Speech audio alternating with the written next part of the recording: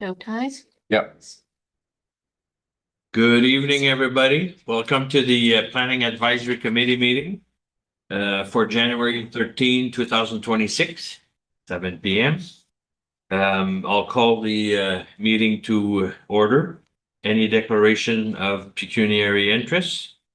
I don't think so. And the addendum, the adoption of the agenda? It is moved by Dan Gagne and seconded by Roland Larrabee. It resolved that the agenda for the Planning Advisory Committee meeting held on January 13th, 2026 be adopted as presented. And everybody has got one, so all good. Carried. The adoption of the minutes, please. It is moved by Roland Larrabee and seconded by Dan Gagne. Be it resolved that the minutes of the meeting held on December 9th, 2025 be adopted as presented. And I hope everybody had a chance to read up on the minutes. If everything's okay, we'll follow to vote. Everybody is okay with it? Carried. Thank you. Now, because we don't have no zoning bylaw amendment applications tonight, we'll move on directly to the zoning bylaw. Thank you. Through you, Mr. Chair. There is a memo in the agenda. This just kind of overviews, there are three kind of key areas that we're looking for input on before we start with drafting the proposed regulations. So the questions are outlined in here, and as well in your agenda, there was a copy of the current zoning bylaw, including all of the amendments that have been done to the zoning bylaw to date, just for your reference. So if it is okay with you, Mr. Chair, if we can just go through kind of each question, and I would request if we could to keep this at a high level. Just kind of some overview, some thoughts. And then when we get later down through the process, we'll go into the kind of nitty gritty of the numbers and the specific regulations. But this is trying to get just kind of a general overview of the direction that you're looking to see with these regulations. And then I will add that after this discussion occurs, we will be bringing a summary of this discussion to council. Provided that council kind of agrees with that or any further input, then we will be moving forward to drafting those regulations. And preparing a red line to bring to both council for. So if it's okay with you, the first question, thank you. So number one in the memo that you have is a discussion on increasing the number of permitted residential units. As it currently stands, if you are on a residential property that has full municipal water and sanitary services, you are allowed up to 3 residential units. So that is set out in the Planning Act, which already our zoning bylaw. So the main question here is, should we be increasing the number of permitted uses in the unserviced residential zones as well as the shoreline residential, rural residential, and rural to increase those up to 3? Because currently they are allowed 2. So they're allowed their single detached dwelling and then an additional unit in that dwelling. It can't be detached, but they could do it in the basement and something like that. So any direction or thoughts on? I'll ask the board. Do we have any questions on that? That is to increase whatever is not on municipal service. That's correct. Go ahead. Thank you, Mr. Chair. So the home you are allowed now to add in-law suite to that home. Now your concern would be a third one. Now, where would it be attached to the home still or a separate built? Thank you, through Mr. Chair. That is part of the consideration. So with the fully serviced properties, the regulation is they're allowed up to 3 units. So you have your primary unit and then you're allowed 2 additional units. You're allowed to put both of them in the main dwelling, or you're allowed to do 1 detached, 1 in the dwelling. You're never allowed to put 2 in separate outbuildings. The thought was to align it the same way, just to kind of make sure that there is kind of consistency across the board. So it'd be looking likely towards either you have 3 in the main building or 2 in the main building and then that 1 detached. With a maximum of 3 on-service lots. On service lot. On service lot. So if the septic system is built to accordance to the bill, then I wouldn't have a problem with this. Going to three, because there's shortage in housing and taking care of your in-laws, so yes, definitely. But as long as they fit all the requirements. So through you, Mr. Chair, that would be part of the building permit process, would be requiring them to have that septic review to ensure that they do have adequate private servicing on the property, as well as having enough space for parking, still meeting their lot coverage, that sort of thing. So there would still be some form of restriction on it. If I may, how big of a lot are we talking about? On service? 1 acre, 2 acre? I think it's 2 acre. Yeah, but then you're unserviced, now you're rural. So this is the different question. They're saying there's already 3 on a maximum of 3 on service lot. We have sewer and water. Yeah. So now, if we're going rural, okay, if you're rural, you probably only have water or you don't have septic, sewer, so you need a septic. Do we want to go up to 3, or do we want to maintain the 2 that we have? Like when you're on the septic, have a house and like an in-law suite, something. So do you want to keep it at 2, or do we want to increase it to 3? If I may, if the lot, let's say you're living on a farm, you have room, yes. But if you're living in a stall, then you won't have room. I'm just saying what, the size of the lot, if you could add a septic system. A lot. If you meet all the boundaries and the distance from each line, then it's no problem. And yeah, so through you, Mr. Chair, for example, for a residential 1 zone that's privately serviced, the minimum is the 4,000 square meters, so an acre. In the case where if they were permitted 3 units and they didn't have enough area to fit a large enough septic system, they wouldn't be allowed to. That's So right. that lot size is kind of self-governed in a way. Yeah. That's what I'm saying. So the question was, when we get to SR, shoreline residential or rural, do we want to add it or do we just keep it the way it is? Is that what you're saying? You're asking the zoning amendment is asking for? So it would be through all of these zones, not necessarily just the shoreline residential and the rural residential. For example, we do have some residential 1 zones properties that are privately serviced, so this would apply to those too. Essentially, the thought was across the board, any property that's permitted to have a residential use as their primary use, they would be allowed up to those 3 units where they're currently allowed 2 or 3 depending on their servicing. Okay. Does everybody else? Go ahead, Kathleen. Is there a reason why, because there are different considerations with shoreline residential as far as the impacts and environmental impacts that are possible, and density on shoreline residential property. So is there a reason why it has to be the same across all? And why, say, a rural residential or RU zone property couldn't have different specifications than a shoreline residential? So we can definitely look at more specific regulations when it comes to the shoreline residential. Through kind of the preliminary discussions on this, there was a thought to not permit them, or at least definitely not permit them in a detached form on lakes that were at capacity, to kind of address those concerns, as well as making sure they meet the watercourse setbacks. But if there is a concern with the number that are permitted, or if they're permitted detached versus attached in the shoreline residential, that is certainly something that we could look at restricting. Go ahead. I guess the issue with that is that the lakes at capacity, and we've had this discussion at the OP level, that information and the data is generally from 97, 99, 2000. We have no updated data on any of our lakes. So when you look at a lake like Clear Lake or Bain Lake, and we do have submissions from the cottagers or property association there, almost every lot around that lake is developed. at this point. We have a public beach that's contained on that lake, and it's a small lake. And those lots are generally undersized. You don't have a lot of lots on Clear Lake that are at the 100 area. So, you know, the argument about whether or not a Clear Lake is at capacity, if you did the water study, might be one thing, but also just from a development perspective, is Clear Lake full?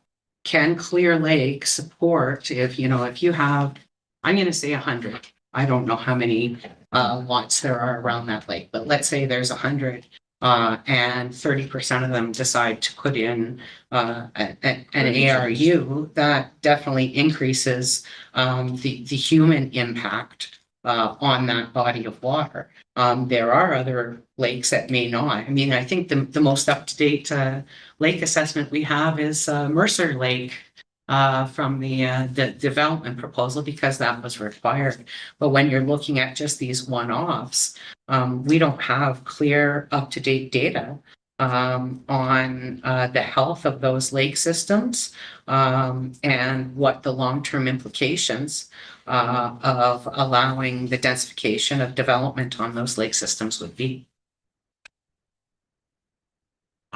So again, it would be depending where it is, if it's allowed or not. Strictly with the, I guess, the criteria of where you are or how big is the, or if it's on a lake and it's, or on Lake Nipissing and you have a 22 foot lot, if what's there to say, no, you can't have a third one? Oh my gosh. Well, then it would be either Septic or parking, Mhm. because then where's the next person's gonna park in the road? Mm. Can't. So. Go ahead, Ryan. Thank you. I do agree completely with what Edwin is saying.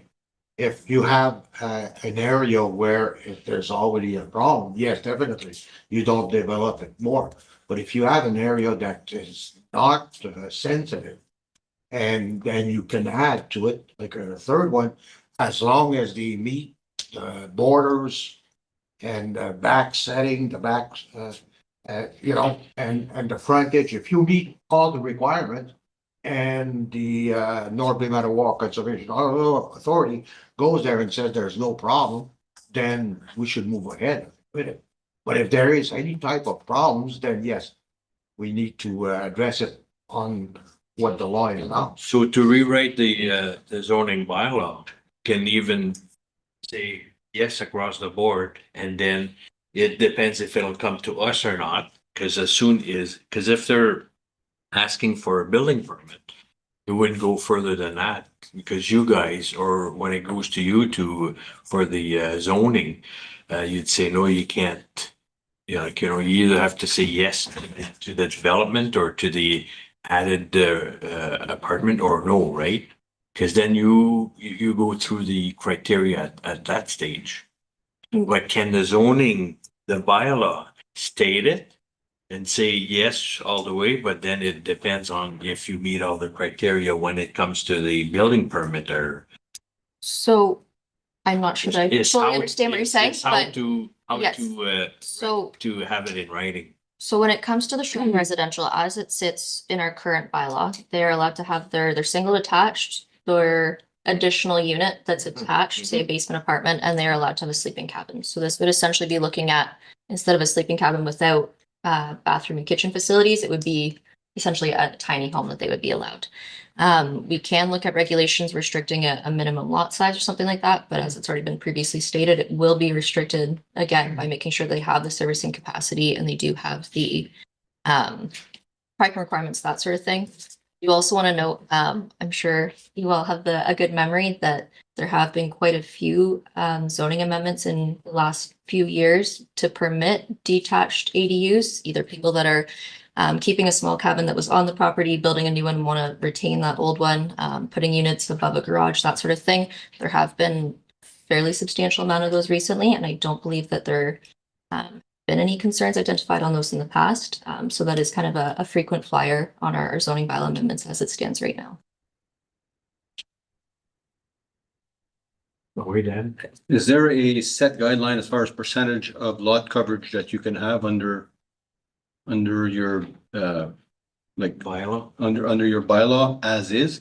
Like, let's say if you have like, well, we've talked about different lot scenarios, narrow lots, or where if you have lots of space and, you don't have an issue with the lake being full, there's no criteria set as far as lot coverage at this point, as far as like, structures. So through you, as it stands right now in the shoreline residential, the maximum lot coverage for all structures on the property is 15%. And 15? 15, yes. And then for the accessory buildings, it's 5%. So if we were to permit a detached additional unit, that would fall under that 5% restriction. 15 plus 5. That 15 or that 5 is included within the 15. So Within the 15 15. overall, yeah. Gotcha. So it stays Yep. within bylaw we Yeah. have now. I don't have an issue with allowing the third residence as long as we're meeting these guidelines. If somebody is in a scenario where he wants to basically tear down his old buildings and build something newer, but then you have new guidelines as far as your septic goes, and that would kind of it'd be taken care of by that. Yes. So I don't have an issue with it. I don't either. So we can stay, we'll stay as is. And then, like for us to stay on the, bylaw side of it. Cause the numbers of permitted residential units, we're just gonna say that it will stay status quo with the province or what the province has legislated So for what, the bylaw. what the province has legislated in the Planning Act, it only sets out that requirement to allow 3 where it's fully serviced. Okay. And then the new PPS sets out that in prime agricultural areas to allow the up to 2 additional dwelling units. So to make sure that we're aligning with the PPS would also be in the agricultural zones would be moving to the 3. We're looking at the remainder of the zones where residential is permitted, but it is a privately serviced that as it stands currently, we allow 2, and the province is not mandating 3, but we are looking to see if there's support for moving to 3. You just answered my next question. My opinion is to stay at the 2 on, especially on shoreline residential. I think it's a little different, when you're looking at either larger rural properties, where there's a much less impact. But my opinion is that, on shoreline residential especially, we have a responsibility to be responsible stewards of the land, and I don't think our policy should be let's develop until there is a problem. I think that there are a lot more impacts to density than is just measured by septic capacity. It's all kinds of human activity on waterways, and when you start looking at that, I have concerns about over densification on waterfront. So when it gets to shoreline, we'll stick to 2. Is that the consensus? I definitely agree, Okay. because like, Everybody else agree? I'm odd man out on this one, but that's okay. I mean, I respect that. I think I agree also with that on shoreline. And then, And then just if I may clarify, so when Yeah. it comes to the rural residential, the rural, and on a privately serviced residential 1, there is support for moving up to the 3 units. And in Yes. capacity. Of I course, actually just well, have it's gonna one, meet all the criterias of the.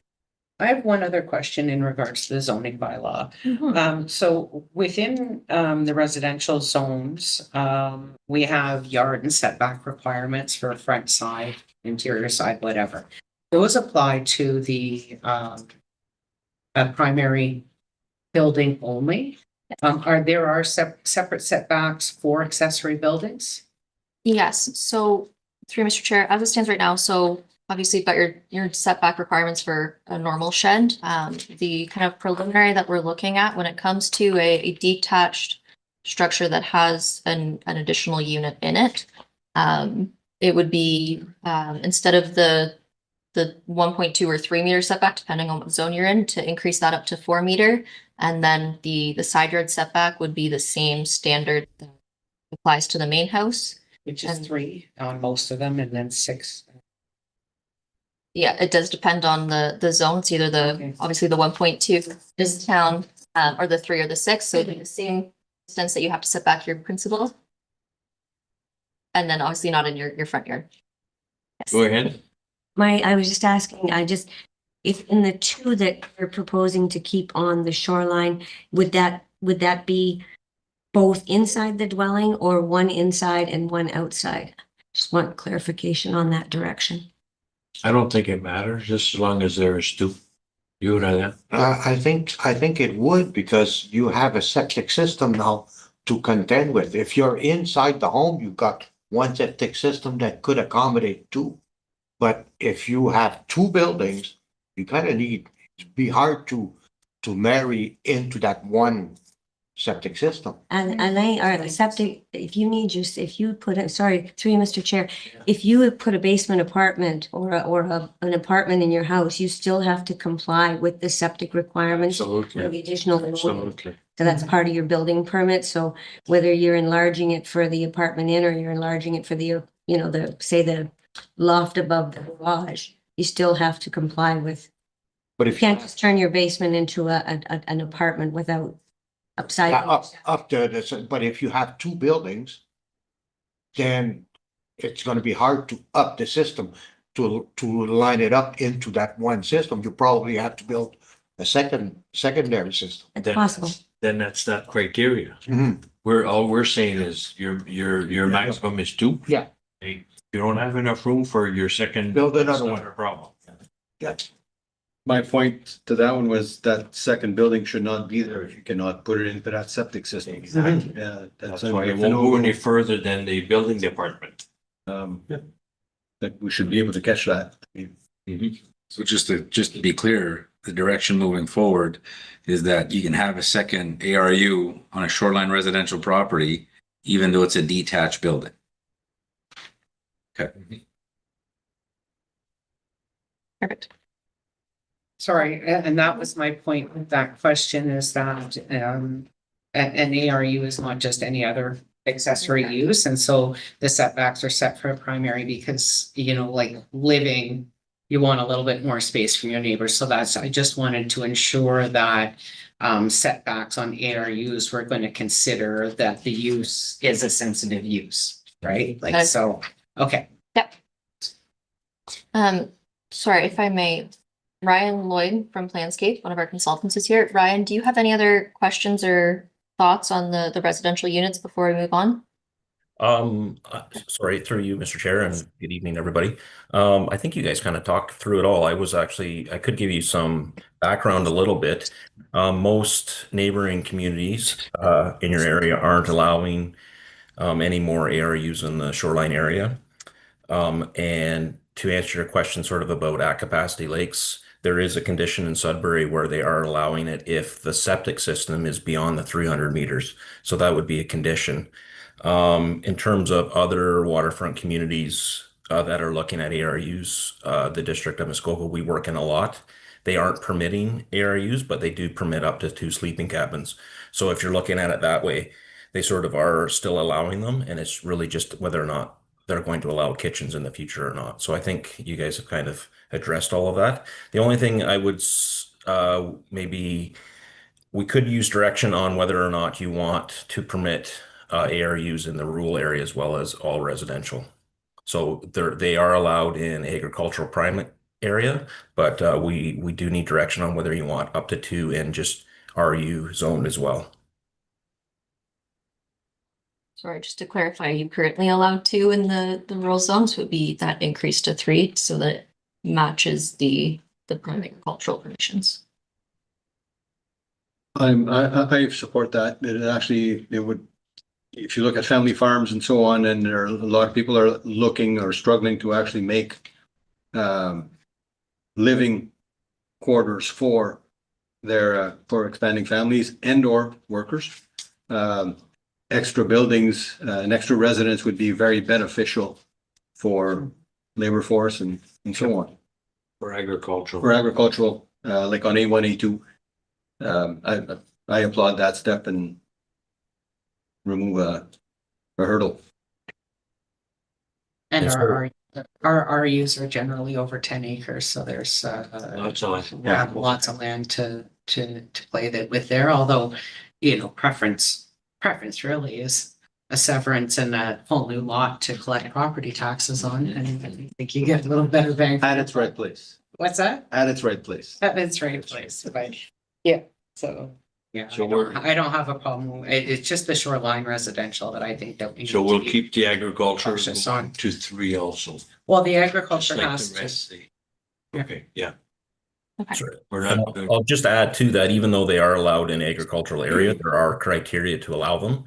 So allowing 2 additional residential units on an agricultural property, they still have to comply with certain criteria. So you could extend those to the rural areas as well. So it can't, you know, hinder agricultural development. They need to be substantially close to the existing buildings. So to one of your committee members' questions, you know, you could put regulations on where they are so that they're, you know, you're not putting, you know, essentially a second house on a rural property. They need to be sort of in the general area of the development. So those are regulations that we could add on to them to protect all of your concerns. And I'll leave it at that. I agree on that also, that if you say, they say yes.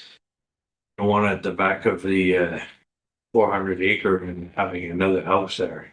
So then you don't have, you have more than one household on that property. So it should still be the one household and 2 other apartments or so. You Could put can in, we add that to our bylaw? Go ahead.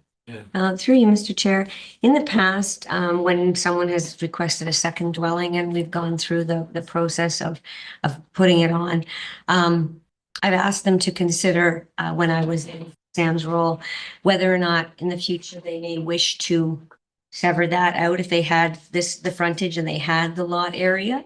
And I think if we put in criteria that was made them put too close, it might make that impossible with respect to, you know, getting the proper setbacks from, I don't know whether, like, certainly on a rural residential, and I know the ag were required to, but on an RU lot that would say be 88, and they wanted to put it over in the corner, the kids can't afford to have their own property now, maybe later they could sever it.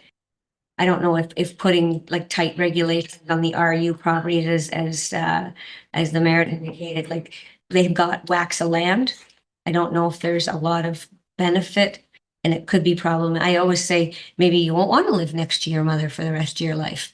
You know, because they do it a lot for couples that are young and don't have the money, but maybe someday when the mom and dad die, they'd have more trouble selling the property if it wasn't severable. So then you would have to keep in mind the amount of times you can sever their property Oh, for sure. All that still applies. to that. It's say, you know, if you're gonna sever, you might I'm make sure you have your 200 feet frontage or whatever, that it can actually be cut. yeah, that's just was my thought as far as RU is concerned, not the zones. And obviously you have to have like a minimum of 400 feet of frontage if you could even consider that. And if I may add as well, we have had inquiries where they've got a house kind of in the middle of a field and they've got a very small yard, but they've got 50 acres of bush and they prefer to put that second unit in the bush, where if you're putting it near the house, you may actually lose some of that usable land. So in cases like that, it is possibly beneficial to actually put it farther away from the house, because then you're not using some of that potential farmland for Okay. that unit. Just going back to the shoreline residential, you know, we had a discussion at council in regards to the inconsistent language between the official plan and the zoning bylaw in regards to sleeping cabins. with the sleeping cabin in the official plan identified as having neither bathroom nor kitchen facilities. And I believe, I think that if we're allowing ARUs within the shoreline residential, then we should be keeping that definition of sleeping cabins where, like, once you want to do plumbing and then it becomes an ARU. And, you know, like, you can't have, you know, you shouldn't be allowed to have an ARU, then a sleeping cottage with a bathroom and a shower and everything. Like, the intent of sleeping cabins originally was like, it's a shed with a bed. It was, you know, a little extra capacity. But, you know, having that, ensuring that the sleeping cabin and what is permitted to be called a sleeping cabin, you know, should be well defined. And if you want to do the development as such that you have a bathroom and plumbing, and it's not just a shed with a bed, then it should be called an ARU. Because once you actually put the plumbing in, Some it people is, can live in there year round. yeah, it is an actual standalone. And so that would just be one of my suggestions. So And we had put into a thought in our notes that if you have an ARU, you cannot have a sleeping cabin. It's Okay. pick one. What if you already have a sleeping cabin and you come in and apply for an ARU? Do you have to? You'd have to demolish it or use it as the conversion building. Okay. Perfect. if there is interest, we can keep a sleeping cabin and an ARU. But that was a consideration for kind of balancing things out. But I mean, I don't know if we have to define it. I mean, anybody can use any, if I build a shed that's 20 by 20, you know, nobody's coming around to tell me whether I need to use it for tool storage or whether I can put a double bed in there and put my mother-in-law in there, right? So, I mean, whether or not it needs to be defined, but I'd like to make sure the language is such that you're not stacking plumbing upon plumbing upon plumbing. And that, you know, like, once you have plumbing, it is, In the area. it counts It is as an ARU, not in a sleeping cabin. Yeah. Fair enough. Yep. however you want to word it, it doesn't. I mean, we have a sleeping cabin that, you know, holds our kayaks and all our patio furniture from November till April or whatever. And is it a shed? Is it a sleeping cabin? Who knows, right? So, but there's no plumbing. It's, you know, To your safe. I was. Okay, we're moving on. No more comments on that. We're good in that section for the residential. All right, number 2 on our list here is shipping containers, sea cans. So currently we don't allow them in the R1, 2, 3, 4.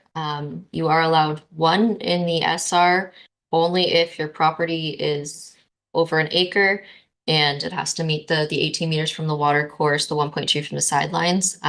You are permitted them in the rural, the agricultural, the commercial. So the thought is, I guess the question is, should we be looking at expanding the regulations to permit shipping containers as an accessory structure on the residential zones? I say no. No sea cans in town. No, Where town is.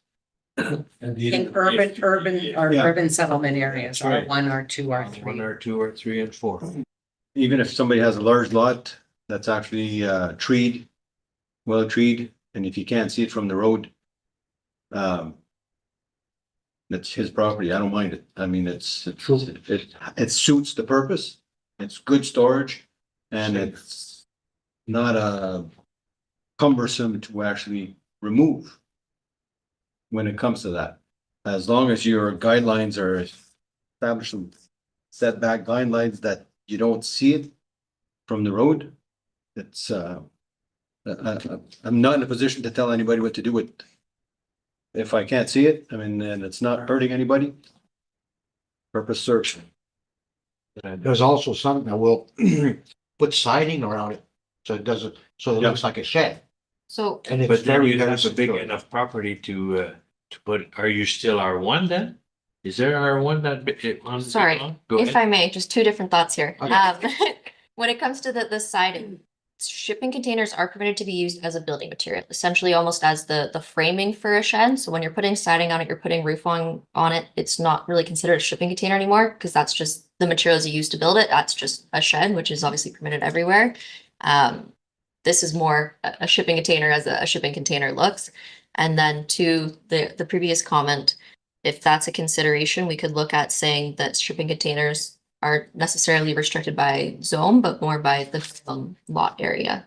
So that if you do have there's not a ton, but say you do have one of those, an R1 and R2 that's kind of on a border that does have an acre, 2 acres of land, that they would be permitted. Or not. Okay, but then we have to specify it. Right, for zoning bylaw. For the bylaw officer to go to that R1 and say, well, our bylaw says that you cannot have a container because you're zoned R1, Yes, so as it stands, then we would have that size requirement needed for the bylaw officer to say, you can't have it or you can't have it, right? So this is what we need to do for the zoning bylaw. If we are gonna say yes, you are only on, because like in town where you only have a 66-foot by 132. I understand. Personally. Yep. I'm against it, but rural is different. Go ahead. I agree with that. If you can actually, like, if you're within town and you have a 55-foot lot by 110 or whatever, by no means. But if you have minimum distance from a line, treed edge, and visit like where you can't see it, and somebody has an acre or 200-foot lot, and like minimum setbacks as far as distance from a lot line. And again, your 15% coverage. If you fall within that, I don't have a problem. Was there already a lot size so when it gets to Seacan, we would have to add that, right? so In the for zoning? example, what we have right now for the shoreline residential, it does say that it's not permitted on a lot less than 1 acre, and that it is subject to the accessory structure regulations. So the coverage, the setbacks, the number of structures, so that could be kind of carried through to other zones, but I believe that. I just, to you, Mr. Chair, I just want to address one of the comments made by Mr. Seguin. I think from an enforcement perspective, that the talking about screening and hedging, I think that might be very difficult to enforce. Because some people might not have any, like I know you can, like a lot of people, you can see their backyard from the road. They wouldn't be able to comply with that. I'm just not sure whether or not it might make it difficult for enforcement for staff. Exactly. Minimum setback. Oh, minimum setback for sure. They'd have to, would be the same as all our other sheds, garages and things like that.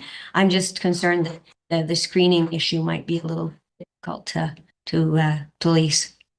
Go ahead, Dennis. Thank you, Mr. Chair.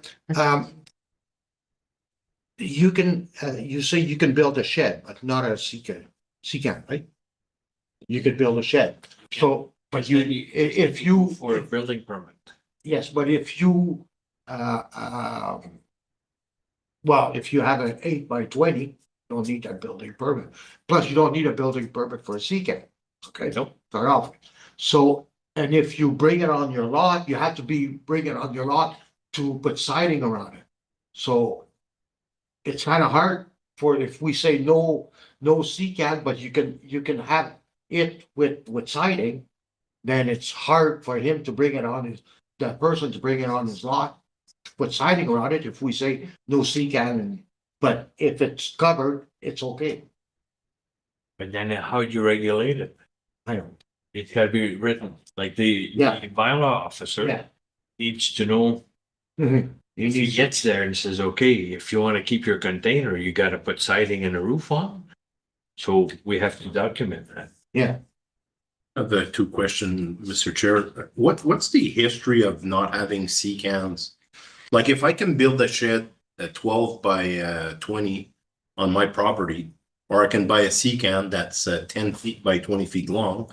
I don't understand what the difference is between putting a C-can in place or building a shed. For me, it's a storage shed, so I just want the history of why. If that's possible, Mr. I think it's unsightly. Yeah, I'm appealing. Go ahead. Mr. Chair, exactly, the prior council, in the development of the 2014 bylaw, it was, purely aesthetic. The aesthetics of it, because, That's why we some like it. shipping containers are very nice, stainless steel, look brand new. Some shipping containers are bought used and are covered with graffiti or rusty, or Or it was the trying- aesthetic that, the concern over not being able to police the aesthetic, that was the reason that it was, they said no. I agree 100%. It's the aesthetic. But if we deal with the aesthetic portion, which can be either painted or either covered or whatever, I just have a hard time saying, if I want to buy a C container, which is 10 by 20, or build a shed that 10 by 20, I could build a shed, no problem, but I can't put a C container, which is tougher, probably gonna last longer than the real shed, I agree. as long as we keep the aesthetic. So if the aesthetic is the issue, I think we should concentrate on the aesthetic. For me, like, if the setbacks are in the back and it's technically not an iPhone, I have no issues with C container. If we can accommodate it on reasonable So property. then it would be to add, then we'd need to add something in the bylaws So, that says if we're permitting it, that you have to cover it. Go ahead. By a certain. Okay, so from what Ms. Willig said, though, that you can use a C-can as the base of a structure. I don't know what the size of a standard C-can is. I'm assuming it's over the size that you would need for a building permit. I believe it's generally an 8 by 20. 8 by 8 by 20 20 was are 160. the smallest that? one, and then you go 8 by 40. same, Okay. So 8 by 20 would be the same as the size that you do not require a building permit for as far as Correct. accessory structures. And 8 by 40, you would actually require, if you were constructing an 8 by 40 on your lot, you would require a building permit. And if you require a building permit, that improvement, that's also increases the value of your property, which is always a good thing for the municipality. I'm not saying anything about that, but you know, it's actually like a tract improvement on the property. So I think that that's one of the issues as well. Like, if a building permit is issued, then we are going to check the setbacks. We are going to check this. If somebody can just bring in an 8 by 40 and drop it in their yard, and it's, you know, Most of the time, that's what maroon happens. with yellow foreign lettering on the side and rust, and Exactly. you know, I just think it becomes, I think they are a bit of an eyesore, especially in town. I mean, I don't know that you can get an 8 by 40 on most residential lots and No. meet the lot coverage, but again, because there's no building permit issued, there's no oversight to it. And so I mean, I just, with all the hickory dickory dock sheds and you know, prefab sheds and stuff that you can buy nowadays in our urban areas, I think that there are other more visually appealing storage solutions for urban residential properties. Well, seeing the nodding of heads, is it correct to assume that the thought is we keep it as it is right now then? They're not allowed in the R1, 2, 3, 4, but they are allowed as a building material. So if you're bringing them in, you're putting siding on, you're putting on a roof, that's a shed, so that doesn't count as a C-can, so that's permitted. That's how we've been doing the last. But then how do you regulate it? Because most people will bring a container, sit it there, and then until somebody complains, or you get the bylaw officer would need to have something to go and tell him, well, you're okay, but then it's unsightly. He needs to have paperwork behind him A timeline. to back him up. So either you put a timeline, or they remove it, or, because I know in town, if you have one, And then if somebody complains, even though it's nice and pretty, So because you had 24 hours to move it. Or come to or put a roof on it and put some siding on it, Mhm. and you're still within the same. Yeah, it's an 8x20, you don't need as long as you're within your 15%. So if I may, Mr. Chair. Yeah. We could look at, we do have kind of a temporary use provision section in the bylaw. We could look into doing something similar for shipping containers, saying that you're allowed to have it on the property for X number of days. We can kind of review other municipalities and what they do as their timeline. And you're only allowed a shipping container on an R1 property, for example, for 30 days for the purposes of using it as a building material or you're moving or something like that. We could put something in that does restrict that. Go ahead. Donna. Thank you, Mr. Chair. I know we had discussed an exemption for when you are For no- doing construction Absolutely. on your problem. You could put it in the front yard or. Yeah. For the duration of the construction. That's still So- in the zoning bylaw. Yes, the zoning bylaw does currently permit you to have it on property when you have an active building permit. This would be more in the situation where it's small enough that it doesn't require a building permit, and that itself is the new building that you're constructing. It wouldn't really fit under the current way, so we could kind of rejig those regulations for that situation. That makes sense. Go ahead. If the requirement is that they do the finishing on it to make it not look hideous. Then the maximum size really would be the 8x20. You couldn't actually do an 8x40 in the R1, R2, R3, R4 zones because if it's just without a building. That is correct, yes. So to do a larger shipping container in those zones, you would actually by law need to come and do a building permit because it's only considered construction or a building or structure that would require a permit. That's correct. That is correct, yes.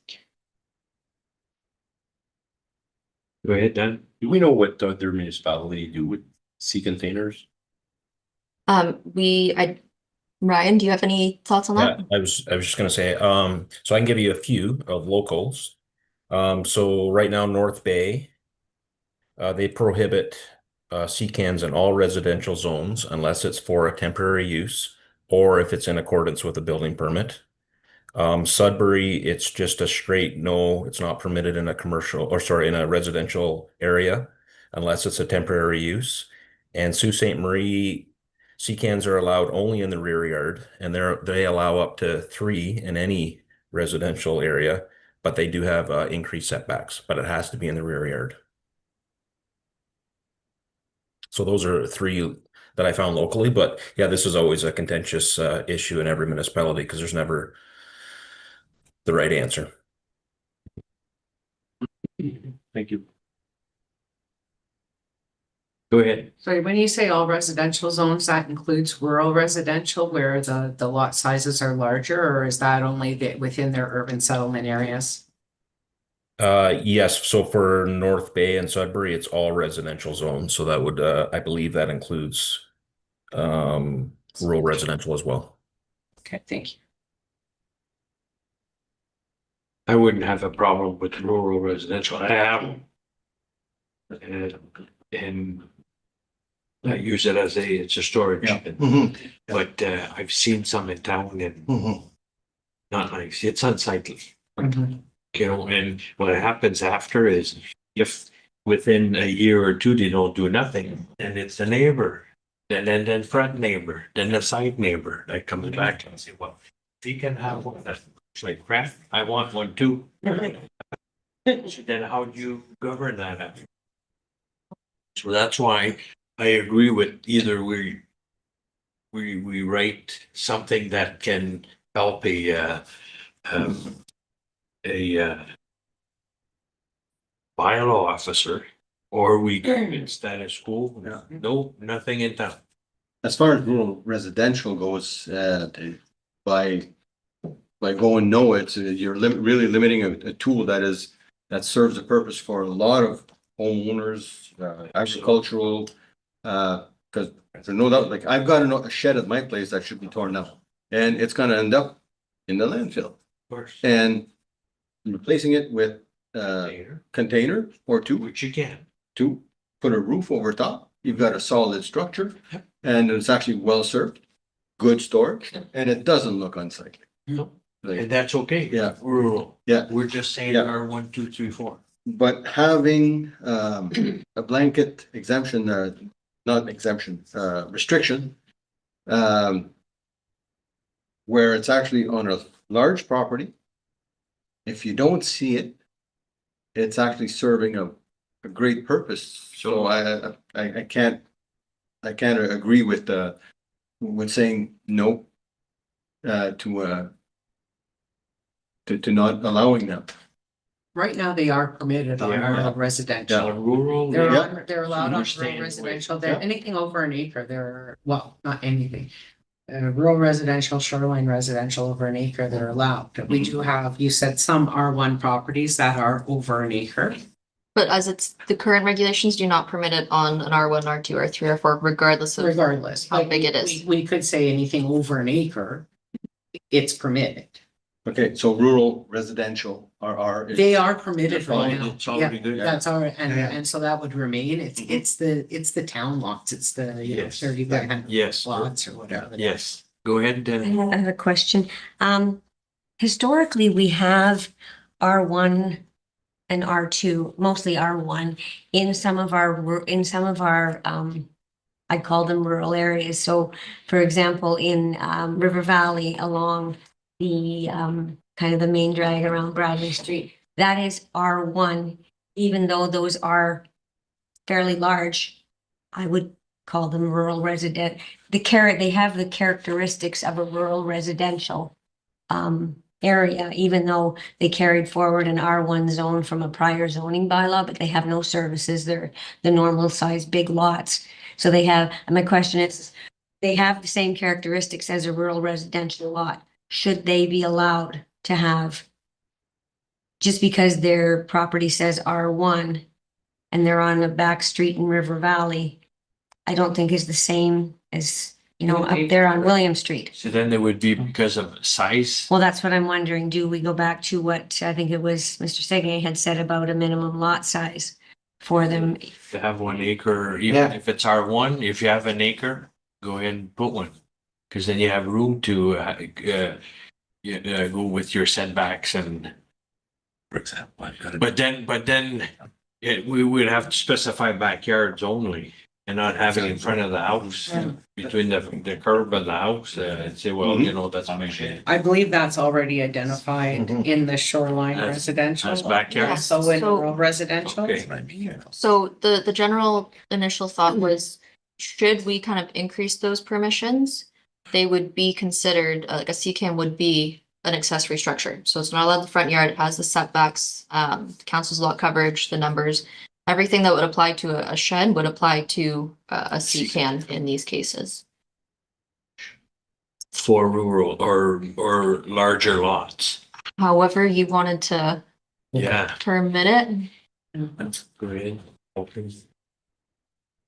I'm not being critical, but it does drive, like, those should be zoned rural residential, just like the rurals that are under 4 I- hectares. I should do be not- zoned to rural residential. I don't disagree, and if Could they apply for a zoning? I was gonna ask, if we have the opportunity at this juncture with this new bylaw, Mhm. providing we don't change what they're allowed to do, we can at this time say that R1 properties in the, like on Cottle Road and on Bradley Street, and we can change them to RR, correct, Ryan? I believe they're still in the rural settlement area though, are they not? So they're not really technically rural residential. I mean, you could create another residential zone for that, but I believe the ones you're talking about are in a settlement area. So they're not really technically rural residential. River Valley, they're within the settlement area, so those may stay. Sorry. Can tell what you think. So generally within the settlement area boundaries, whether that's a rural or an urban settlement area, that's where you would have that difference between an R1 and a rural res. there are definitely some that are outside of a settlement area that were residential one that should probably be reflected. But for properties that are unserviced and aren't within I'm gonna be dumb here and ask, why? Why can't they be RR even in a settlement area? Because of the first R? Ryan? Yeah, I guess that's a very valid point. We can look into that. There's nothing wrong with that, I suppose. They don't, they essentially have all the characteristics of a rural residential. Until they were they were carried forward from an old bylaw where there were no settlement areas. The settlement areas were established in the official plan that was adopted in 2011. Those used to all be unincorporated areas. Like River Valley, Living, places like that. So, Mel, so when you have an unserviced R1, your front yard setback is 6 meters and your rural res is 15. So there definitely is a bit of a difference in kind of the where you're situating properties on a, But that's also a conversation that is, yes. to have. And We're gonna go they down were a talking rabbit about properties that are already all built up. hole. These aren't vacant lots. These are existing. What, question, what would be appeasing or fathomable to actually, what would be the minimum distance that you would want to have your CCAN from the road? Like, in other words, the Ryan commented backyard. Mhm. So if you can't see it, or if minimum distance, or if you have large lot or large enough lot, what would be your minimum distance? That would be okay for everyone, like for. Go ahead, yeah. I was just going to specify that when you say rear yard, we talk about rear yard for us is anything behind the front yard setback. So if your front yard setback is 6 meters, that number is 6 meters. Even though your house might be 12 meters back, you could still place it, say, at 10 meters because the front yard setback is that 6 meters. It doesn't necessarily mean it's behind the house. That would be you could put it in the, you could state in the general. Isn't that the definition of backyard? No, rear yard is, Yard or rear yard would be from the back of the dwelling to the So- back of the property? well, no, the rear yard is the distance from the rear lot line to the front lot, to the front yard setback. Your rear yard setback is I'm in town, 7.5 meters from your rear lot. That's your rear yard. Your front yard is anything in front of 6 meters. And then the part in between is the no-fly zone where you can do what you want. I'm challenged here. Somebody would have to draw me a picture. Yeah. Like, So I'll be honest, and I'm not quite getting it, but I think the question is, when you say permitted in the rear yard, does that mean that it has to be a minimum of 6 meters from the road? Or that it has to be Behind the behind the house, regardless of where you got your house put? So we'd have to specify that. Yeah. behind the house. Yeah, because like I said, when we say rear yard setback, or front yard setback, that's just 6 meters, so you So can have they it. can have it. So your right house- out? Well, that's what I'm saying. If it said rear yard, then we'd have to put it in the general provisions, I think that, Which is where it says already. yeah, and then, Yeah. yeah, it has to be behind the dwelling. Yes. Ryan? Perfect, Ryan had his hand up perfect. there. Go ahead, Ryan. Yeah, I was just gonna say you're right, but also if we clarify that it's not allowed in a side yard or an exterior side yard, and just clarify that it is the rear yard behind the house, and then those portions beside the house would not be permitted. We could just clarify that if that's the direction you want to go. Yes. So Everybody agree? I would be in supportive of anything over an acre, rear yard, like rear yard, behind the house. Behind the house. behind, No side yard, no front Yeah. yard, rear yard, behind the house and, If Yeah. they're like Right. zoned R1, then if you want to have one, you Yeah. need to have over an acre. That change will only affect a very minimum number of properties. It absolutely. might be what, 20 properties in the municipality that are zoned Absolutely. R1 and over an acre. Yeah, They probably already have one. yeah, So, correct. Yeah. So, and then, you know, within town in the urban size lots, that would be my opinion is. So we stay status quo in the urban area. Except No for secant. So, R1, I'm saying R1's over An an acre. acre. Or so if R1 there, to R4 over. Yeah. Over an acre. so if there was an R1 property smack dab in town that is an acre, they would be permitted one. Yes, backyard. Hmm? Go ahead, Mel. Question. R4. R4 is anything over 8 units. No. Like town housing. Do we want them in Allen Court? Or? I'm building on an R4 right in town, Mhm. so. I think it's urban that still defines if I can put a container in my new development or not, because I'm urban, Mhm. I cannot have a secant. Well, no, what has been, the direction that's been given is that you can have them in the urban areas, provided that you have 1 acre. a 1 acre and it is behind the dwelling. But in our bylaw, it specifies R1 to R4. So your R1s are your singles, your R2s are your doubles, your R3s are like your triplexes. Your R4s are your apartment buildings, your row housing, your multiple dwellings.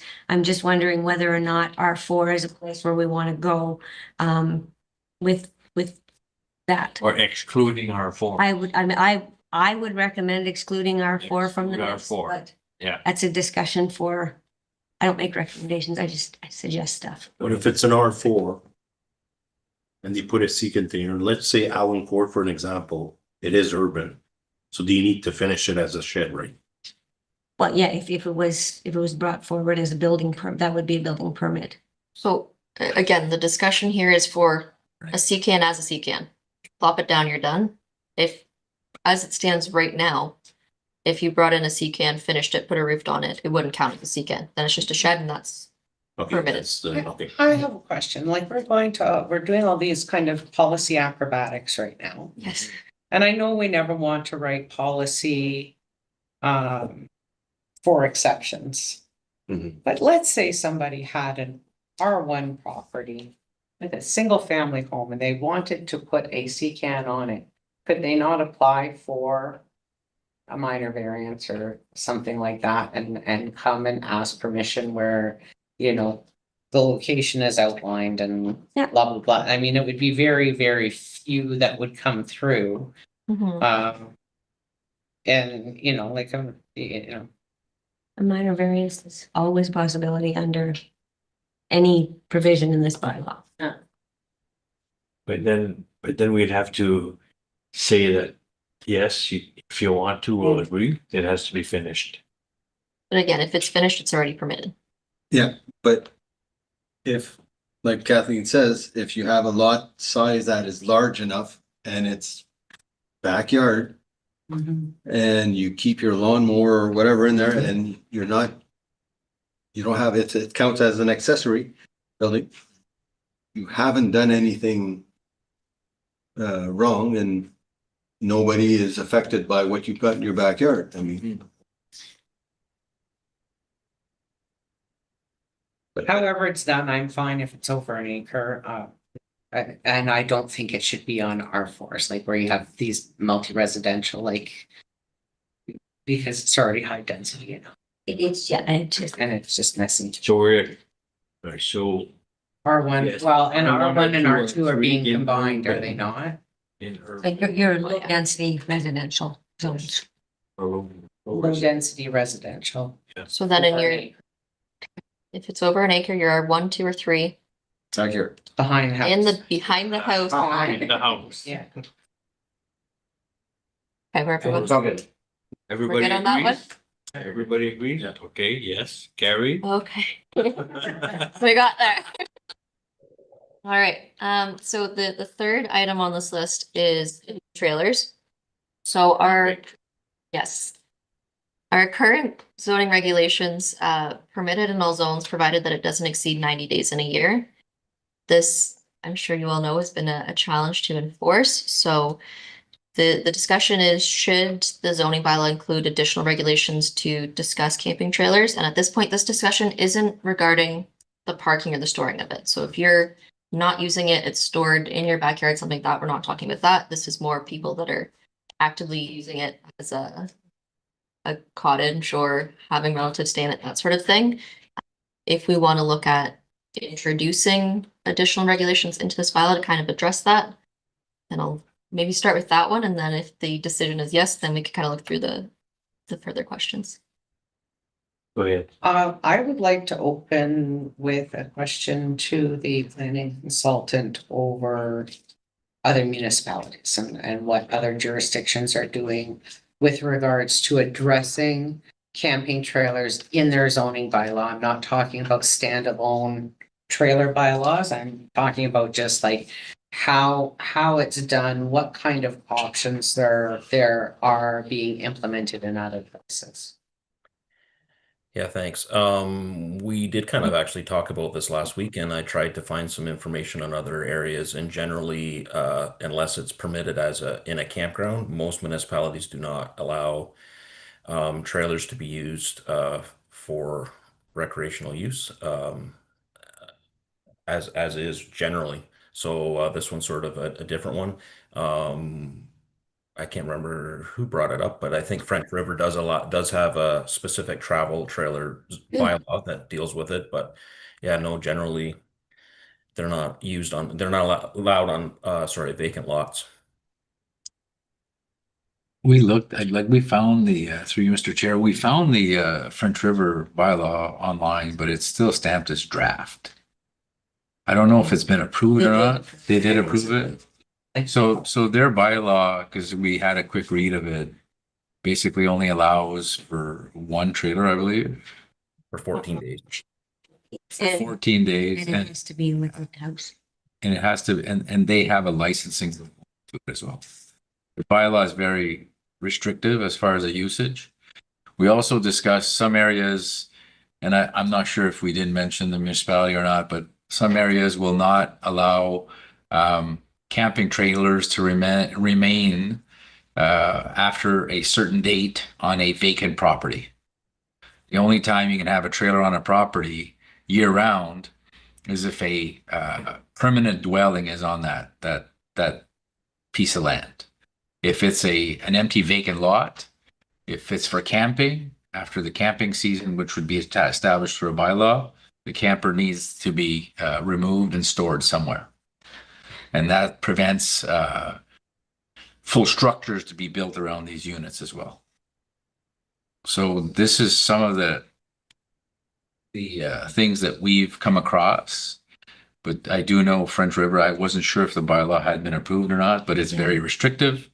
And we're looking for guidance on that. And then what we say, like one trailer, one lot? So Historically, That was an issue. I'm going to interject here. When we Yeah. did the research, when we started this process initially in 2019 to look at regulations, we found that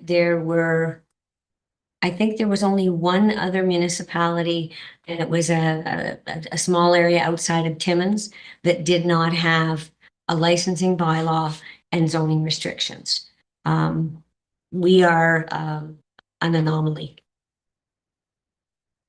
Yet we have, sorry, but yet we have countless number of properties where people are actually have a trailer, have a gazebo, and they are enjoying their property. They're not unsightly. They look well groomed, well manicured. I'm not saying all of them. And I don't have an issue with it, but I know I'm a little bit laissez-faire, and I don't pay taxes on their lot. We don't typically get concerns for the single trailers. Yeah.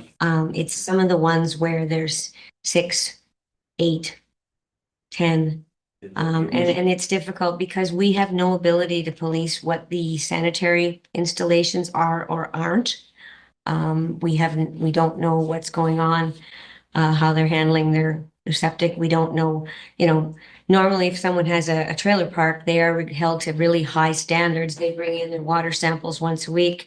The chair would attest to the fact that the Absolutely. standards for running an actual campground are extremely high. However, these unregulated campgrounds are essentially renting out camping space, and we know that. And there's no regulation. And there's no tax revenue whatsoever for the municipality on any of these lots that have these multiple trailers, or even a single. We can't tax it. And I know tax isn't a planning issue, but it does erode the available residential land that we have in West Nipissing for development. And it is a tax equity issue. It may not be a planning issue, but it is a tax equity issue. So if you're paying vacant property tax, but you're using the property, you're driving on our roads. If your trailer catches on fire, you're going to call the fire department and you're going to expect the fire department to show up. The vacant property tax rate doesn't account for the utilization of municipal services. And so, like that's where that's a whole nother discussion. My discomfort at this point is that,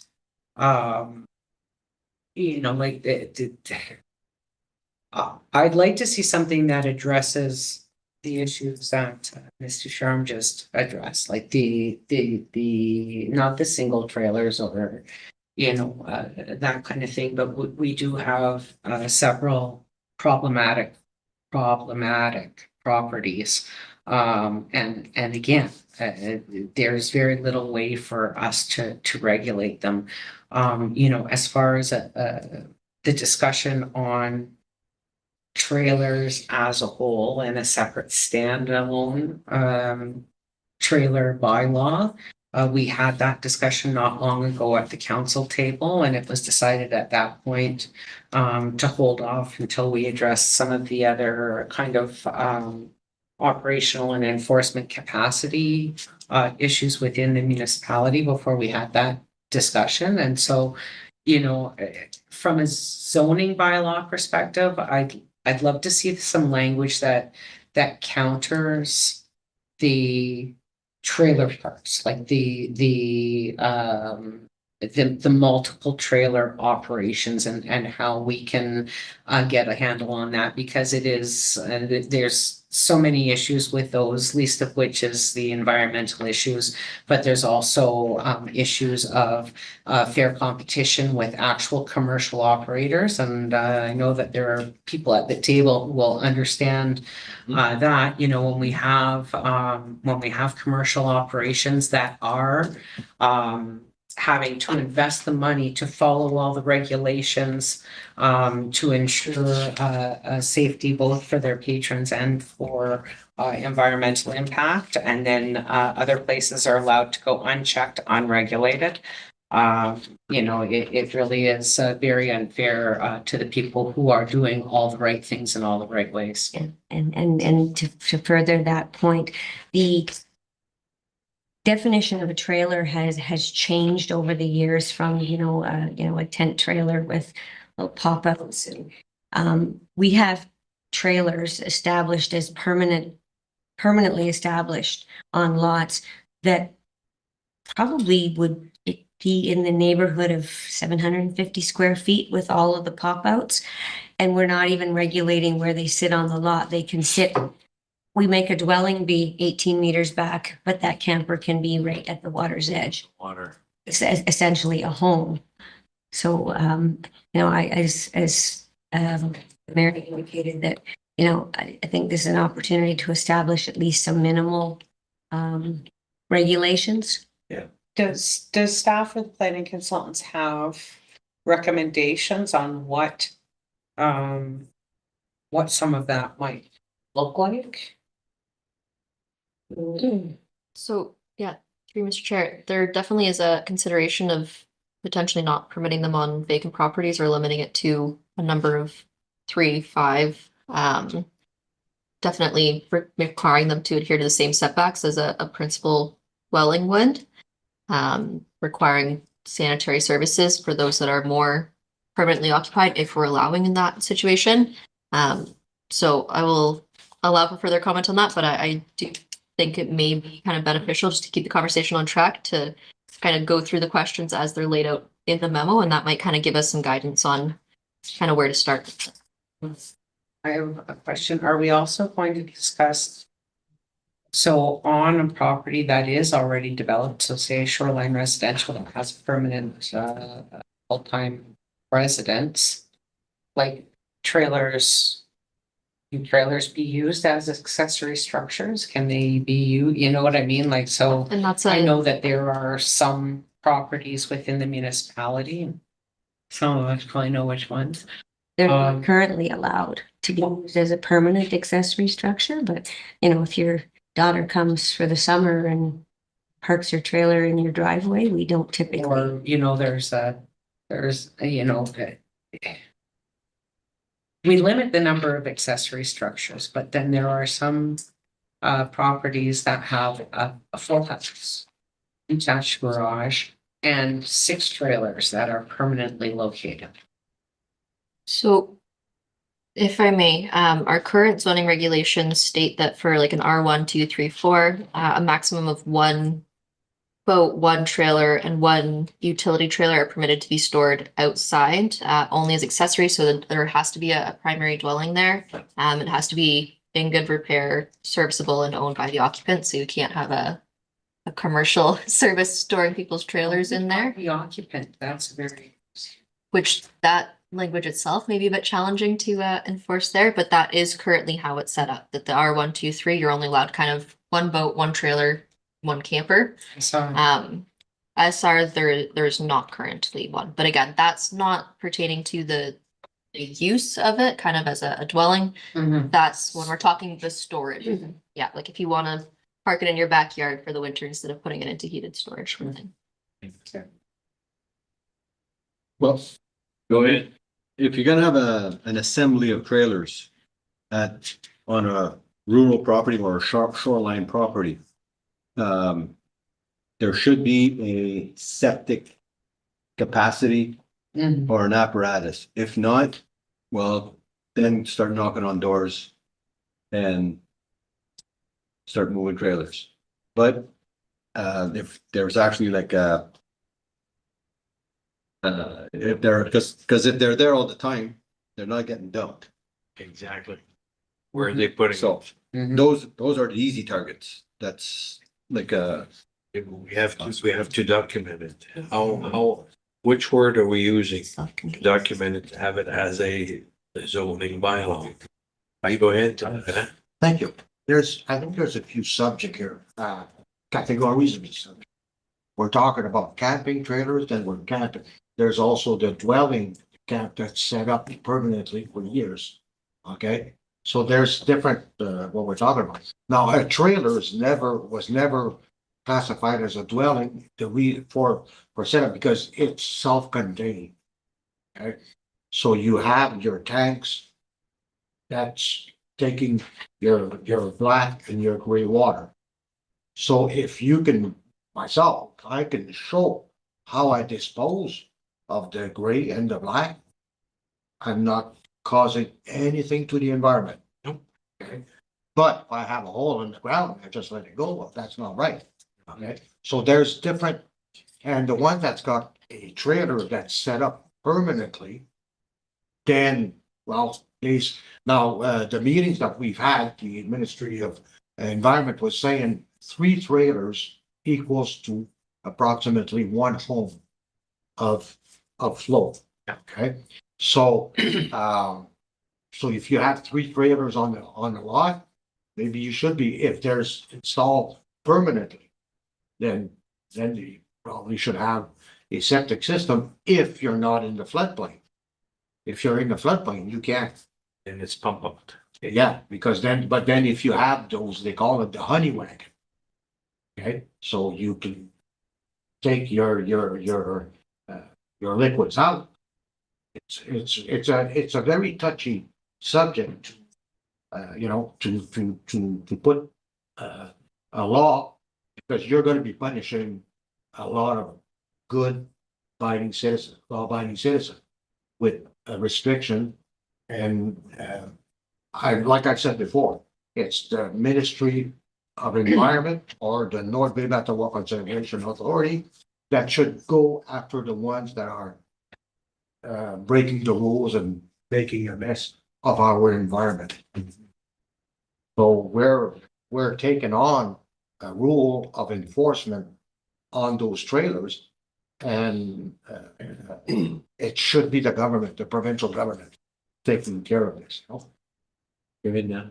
If I like the idea, if you have 3 trailers, it's considered a residential equivalent to resident. If you put a septic system on a property, do you need a building permit to build your septic system? You would require a permit from the North Bay Mattawa Conservation Authority to install Just the number. Need a septic. septic. Okay, so you don't need a building permit to put a septic permit on a property. And that's one challenge that we have. Yeah. No, yeah, just try to find a way that we can know, and how can we get access to be able to tax those property? So We can't. Yeah. We've That's an investigated it. Yeah, that's an impact thing and we can't. if I may, a large challenge with this is we don't know what's there now to regulate it. So talking about having them prove that they're handling their septic in some manner, whether that be a permanent system or Honeymagon or something like that, a lot of that would be challenging to enforce through a zoning bylaw perspective. So in that sense, that's where we potentially lean more towards a licensing bylaw. But with the zoning bylaw that we have and this opportunity now, more talking about the numbers, the setbacks, if they're permitted on vacant property, trying to do some manner so that if there is potentially a licensing bylaw implemented in the future, this can kind of support that process.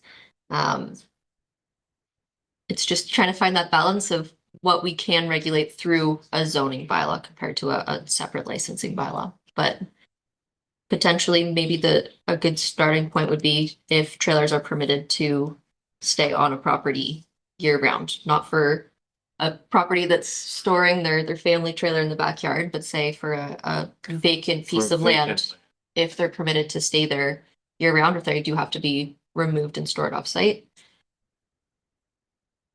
I think the first question is to start at the bottom of the pile.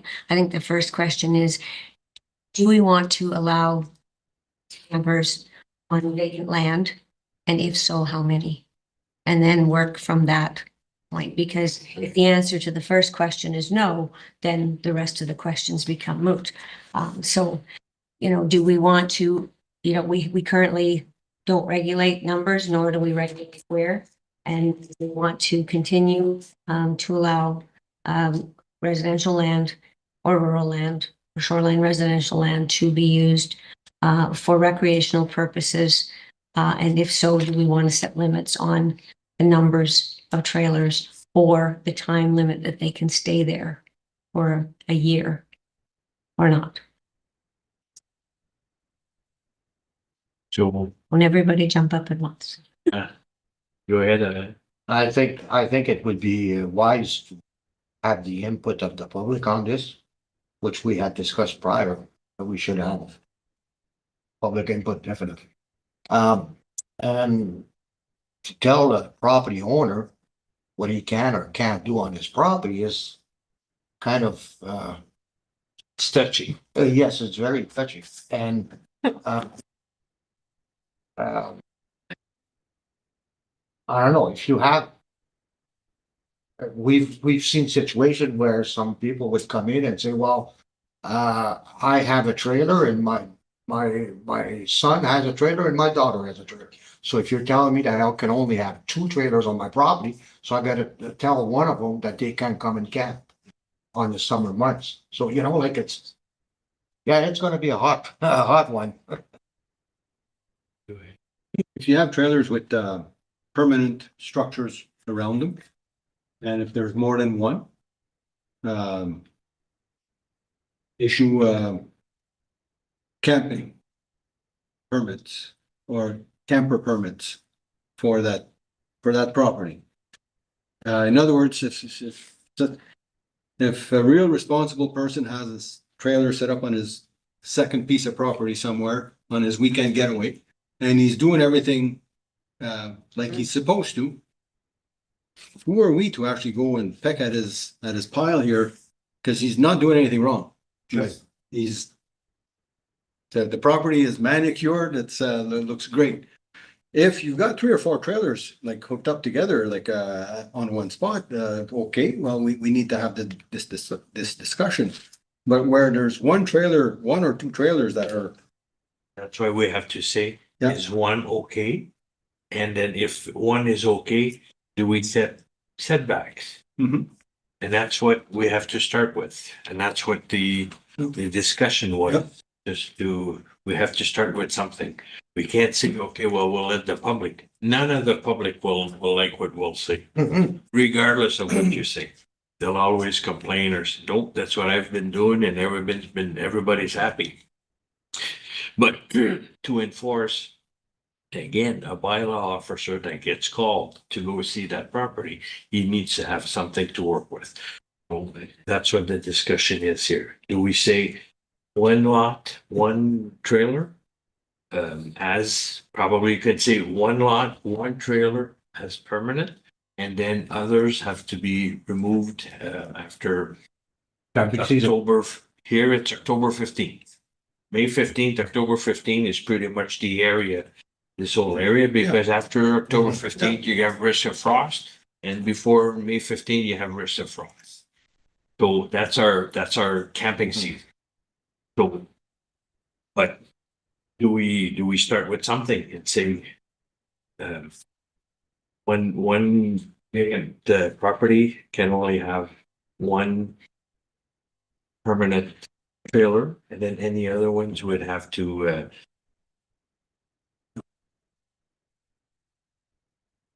I don't know, to a maximum of 3, and then we have to write something down, and that's what I'm trying to throw here. comment about the ones that we see that are shoreline, that are close to shoreline. Those are the ones that we probably have the most concern about. That we are, those are the ones that we should take charge and take responsibility and make sure that people are taking responsibility for.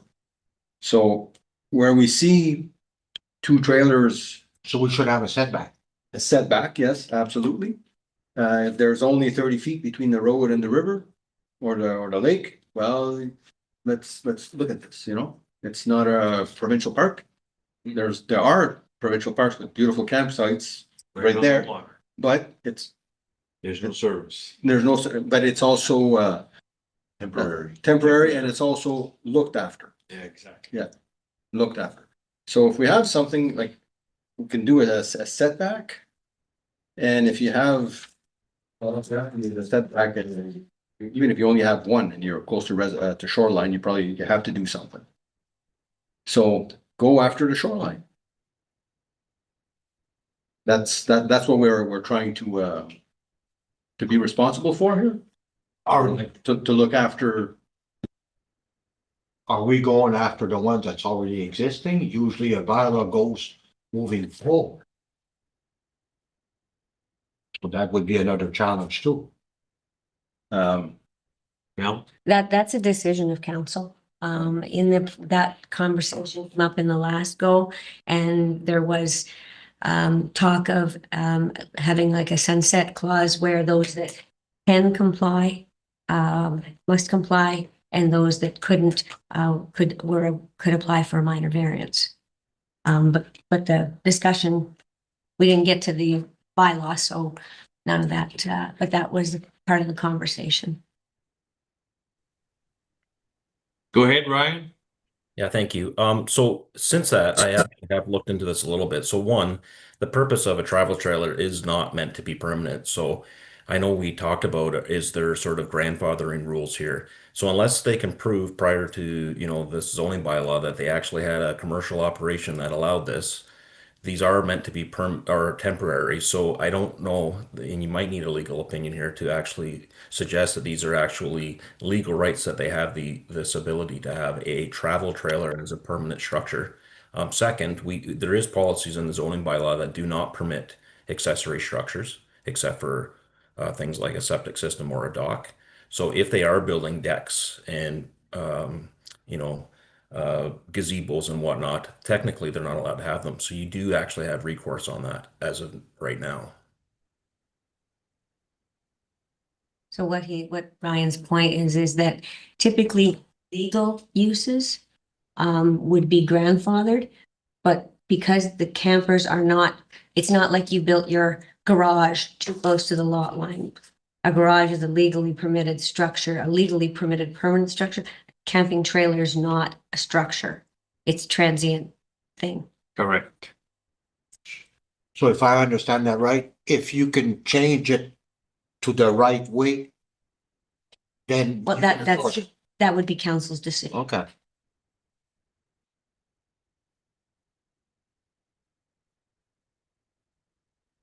So where are we going from here?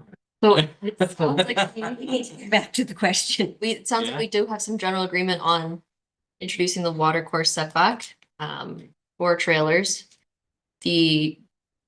Would you want to impose a specific setback for trailers, or just say that trailers are required to adhere to the same setbacks that a dwelling would be required to on that lot? What are? I'm not answering, sorry. I actually have my. Oh, sorry, go ahead. I just wanted to know what backs up for dwelling, but go ahead. From watercourse is 18. Yeah. 18 meters. 18 meters? Yeah. 60 feet. 60. Yep. That's where they all Yeah. complain. As far as camper trailer being close to the river, for a weekend, and then the trailer goes away, no problem, no problem at all. But if the trailer is by the river, and gazebo is attached to the trailer, You're not no, moving. that's an easy one too. Yeah. I just want to be cautious. I just want to be cautious with language and what we're doing here. With the mind that, you know, there may come a time that we want to look as a council at the particular issue more closely. So I don't actually want to have any language in the zoning bylaw that says this is permitted or this is not permitted. Because if the time comes where further research is done and we decide to have that conversation at council, we don't want to have to come back and change a zoning bylaw to match if there's either a licensing bylaw or something like that down the road. So I think that's where, like, I don't want to put the cart before the horse. I know we want to have some kind of framework that in my opinion, at this point, because there hasn't been direction from council on this issue, if we can do something within the zoning bylaw that helps us address the most egregious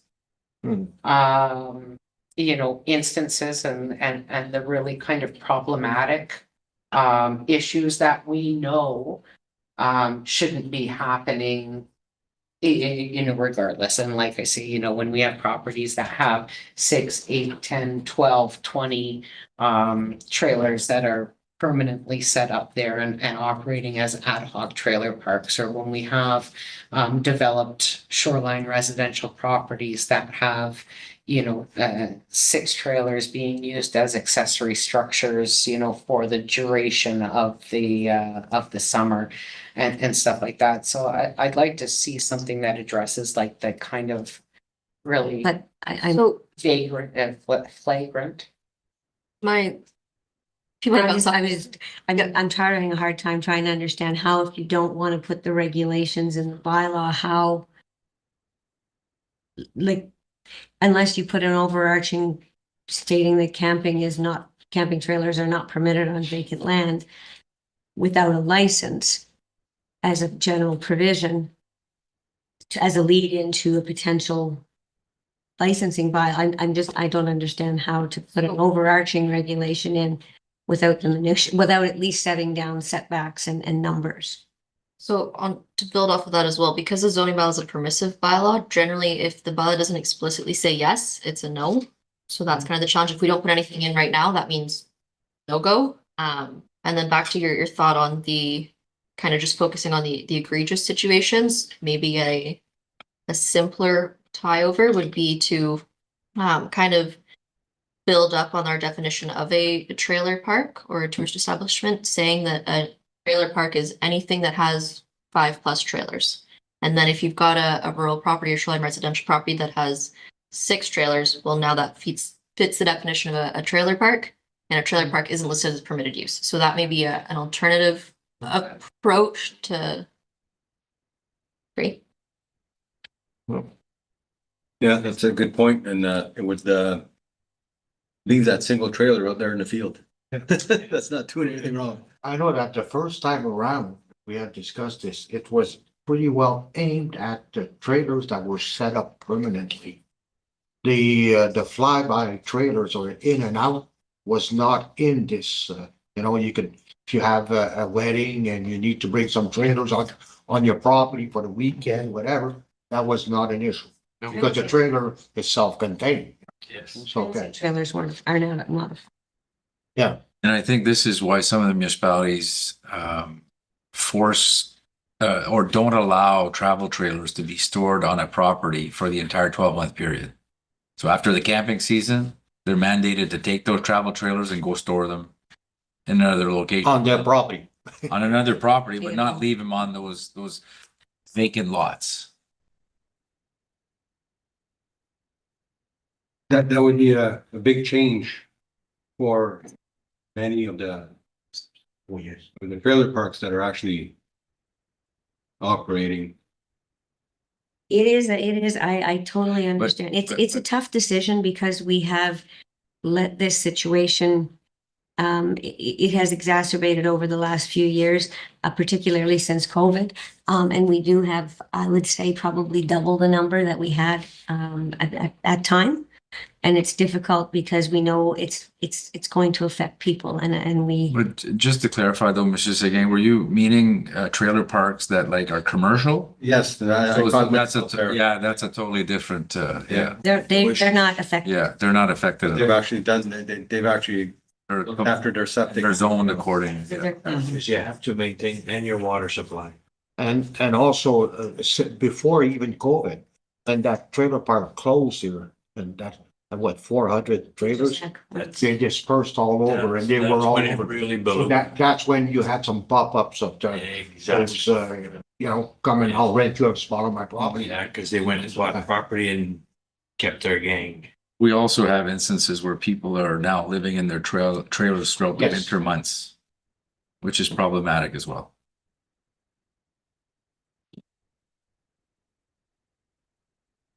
So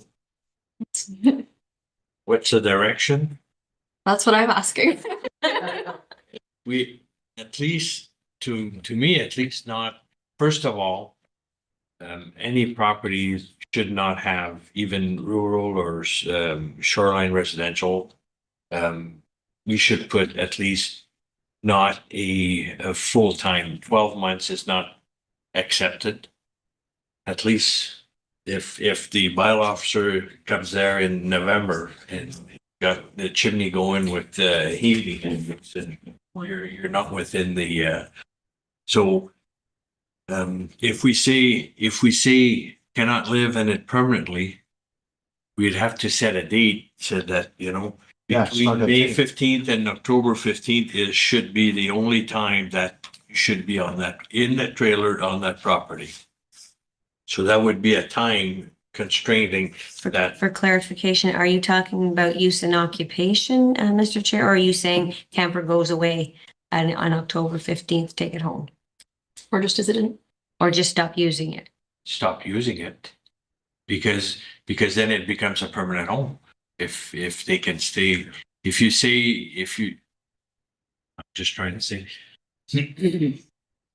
we have to set up a limited time that trailer can be used. We have that now. You have it? We have a 90-day use, Okay. but it's impossible. It's very difficult to enforce. Because is it 90 days consecutive? Is it 90 days, just on if, we commute cumulative weekends? It's a difficult thing.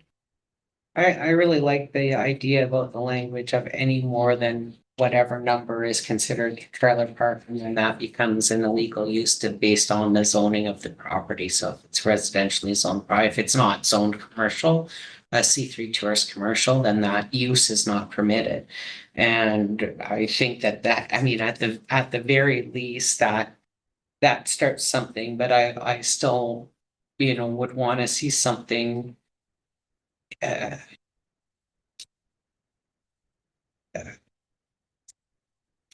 like where they're being used as accessory structures on already developed properties, like where you have a house and 6 trailers set up.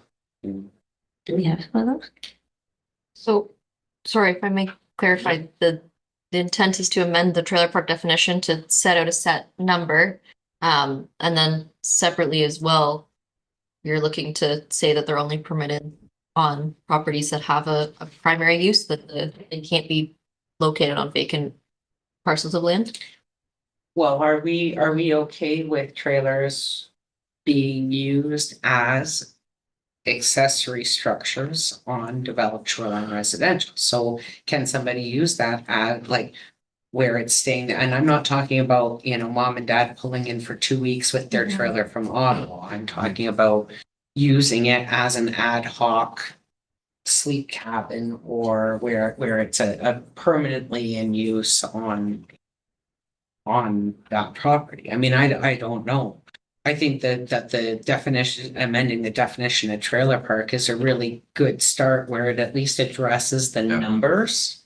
Yeah. And it gives us something where, when it's kind of being abused, that we have something there, we have a hard limit. May I ask for thoughts on what that number would be? 3, magic number. 3. 3? Three, Can I make a comment? Hmm. Just of course. I know a few people, a lot of friends have bought property together, so there's 2 families on there. And if they have each a son or a daughter, let's say they just have 1 kid. And once they get older, they most likely would want to have their own trailer also. So I would recommend no more than 4 instead of 3. Just because I know that's the current situation, and that would, I think, alleviate a lot of complaints and issues. And I say if you go more than 4, then you're considered a. Well, it's already true that if you have 3 trailers, then you can have a discussion. They have that for house. Now, if you say 4, well, then you have more flow than a house does. You need a septic system. And I was actually gonna go, my comment, my guideline is 3. And also, if they're there for more than 2 weeks, 14 days, well, then it becomes permanent, not permanent, but it's like, it's for the season. In other words, you've become a trailer park. Then it gives you a guideline to basically, assess or police, basically, to, Because if they have 4 and they have a full septic system, then do we allow them? Sorry, if I may clarify, you're saying that like 3 is permitted year round, and then if you have friends that want to come up for a weekend and be number 4, they don't count? Or am I missing? Yeah, if they're temporary, if they're not. Can do temporary more than the 3 for a period of 2 weeks is what you're suggesting. then you become a trailer park if you got three trailers together for more than 2 weeks. I mean, it's a hell of a camping spot. You'd have to consider the lot size as well. Yeah. To accommodate like 4 trailers, for example, it's gotta be a significantly sized lot, in my opinion, so that the trailers aren't on the lot lines and they're not. Trailers like to park close. No, but I mean, like, let's say the neighbors, you Oh, yeah, wouldn't wanna stare at a trailer all year if you're on a shoreline property. And all you can look at when you look to your right is a trailer or a bunch of trailers, you know what I mean? If we say, go ahead. I was just gonna suggest, if we could address each question, stick to get an answer to that question, then move to the next question. Okay. Because we're spinning a little bit. So But you got three and you're in. I think the first question is more than 3 trailers allowable on a vacant property year round? Yes or no? No. If you have up to 3 trailers, do you require a septic system? Yes. Yes. If there's Enough room. gazebos or whatever attached to it, they're just basically freewheeling. If they're not, if they're actually able to actually pull out and move, Yeah, then. no. then they're camping. Yeah. They're not, Or they have those, Anyway, new tanks, or honey wagon. So now you got 3, but you can move your. question, move Roland. your shit. Question. When you go dump a blue wagon, your honey wagon, where do you dump that? You have to go because it's yours. You cannot bring somebody else's. Okay, And you could dump that at a dumping station and there's gonna be paperwork. or you could use a, outhouse. You could dump it in a house. an outhouse? Yeah, and it's allowable. Hey, Well, to put it there and then put it there or go direct to the house. Same thing, yeah. Let don't worry water. though. Gray water, so predict that. You It can't could put it- be, Gray water tank. Gray water pit. Back. And we're talking about shit, we're So- talking about the number so- of trailers. As it stands, you can't, no trailers, no more than, you can't have trailers, any trailers on vacant land year round, more than 1. Correct? Maybe a different way to phrase it. How many are permitted permanently year round on a property and how many are permitted seasonally on and off at one time? Like when we're saying that more than 3 counts as a trailer park, is that more than 3 permanent ones or is that more than 3 at any time on a property? I wouldn't say at any time. I know. No, because you're gonna have people that's what trailers are made for. They come and they go. Yeah. Yeah, but it's the ones that are set up there permanently that we're trying to do something with. I would prefer saying that on a vacant lot, you should not have more than 1 permanent trailer there. That says like, I'm the owner, I've got my gazebo and everything, and then it's my son's birthday, we got 3 trailers coming, then that's fine. Yep. But then we say that if it's 1 vacant lot, 1 trailer, that is allowed permanently, that can stay. And then all the others are fenced. So just throw a curve in there. What if you you have 2 owners on the property? That's right. Did we say 2? Cause that's an issue in River Valley on the river right now. I know a lot of people that there are 2 owners on that property, not just 1.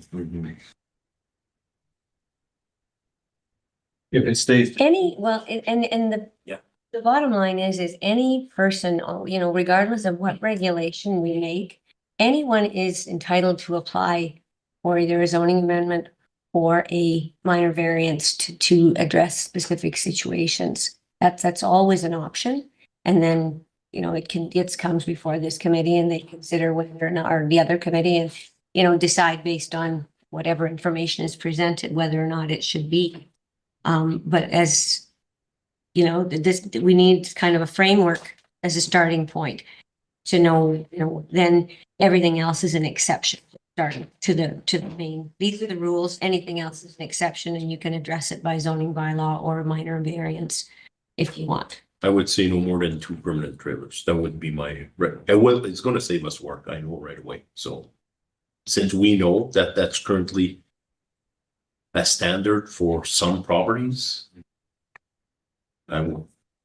So on a vacant lot, a maximum of 2 permanent trailers. Go ahead, Ryan. Or I was just going to, speaking of language again, I think you want to be careful of not saying permanent. Because again, these are meant to be temporary. So as I'm jotting down all your notes, I'm wondering if, and sorry to get stray from your questions, but I'm wondering if you set a season of use similar to the French River one, where you say they are allowed to be used for recreational use or habitation from, May 24 until the end of hunting season, and only so many consecutive days can be used. And you set a maximum of trailers for that period of time, but then you could also set off-season parking. So if that's where you only want to put 2 can be parked year round, but during the season that you're allowed to use it, then you also set another max. Does that make sense? Mhm. So we're thinking then 2, I'm gonna say not permanent, but stationary. 2 that remain on the property year round, but still are only permitted to be used within the certain season, but don't need to For be camping season. relocated in the off season. Yes. And then X number permitted on the property in addition, but only for the duration of the Camping season. season. What do we do with the gray and black water? Or I think that there was already On it. consensus that they require a septic system Or outhouse. or an outhouse, yeah, pit privy or a septic system. an outhouse works. Yeah. And for your camping season, I would go May 15th to November 15th. After the deer hunt. Because of. No, that's reasonable. And I agree. Yeah. Thank Yeah. you for bringing it up. I only know the camping season. I don't know hunting because I don't like hunting. I camp longer. Camping for a while. Okay, Oh, so we're in the building. Oh, you moved in? No, we're in the building. so Okay. we've recognized, or sounds like we've agreed on Mhm. that you are permitted 2 stationary trailers per lot, which can only be occupied from May 15th to November 15th. But that would be on an empty lot, right? Yes, this is And just not empty. not a house that is. Yes. There's a So dwelling. on a vacant lot, you're Yes. permitted 2 stationary that do not move in the off season, but are only permitted to be occupied from May 15th to November 15th. Mhm. And those would require either a septic system or an outhouse. They need some kind of formal sanitary Yeah. system. And then what would be looking at for a number of additional temporary permitted within that season, if any? Not many. I don't think we need to set a maximum. But then what is considered a campground after? That's right. And then what is considered residential use? I think we have to worry about the numbers. For longer than 14 days. Mhm. So 2 and then probably a maximum of 4 within a 14-day period. Total. Including the 2 that are Total. here. Plus 2. Okay, So so a total of 4. those plus 2 are allowed for more than 14 days or less than 14 days? Less than 14. Or within the Yeah. camping season time. Yeah. Plus- In other words, they show up and they come camping, where they go away. If they want to come back again, they're fine. Like, but not to have the trailer set up there for the duration of the season. So your additional 2 can only remain on site for a duration of 14 days, after which they need to be removed. Would that be an issue at your friends? Because the other 2 probably stay there for the whole season. Then they get them. We have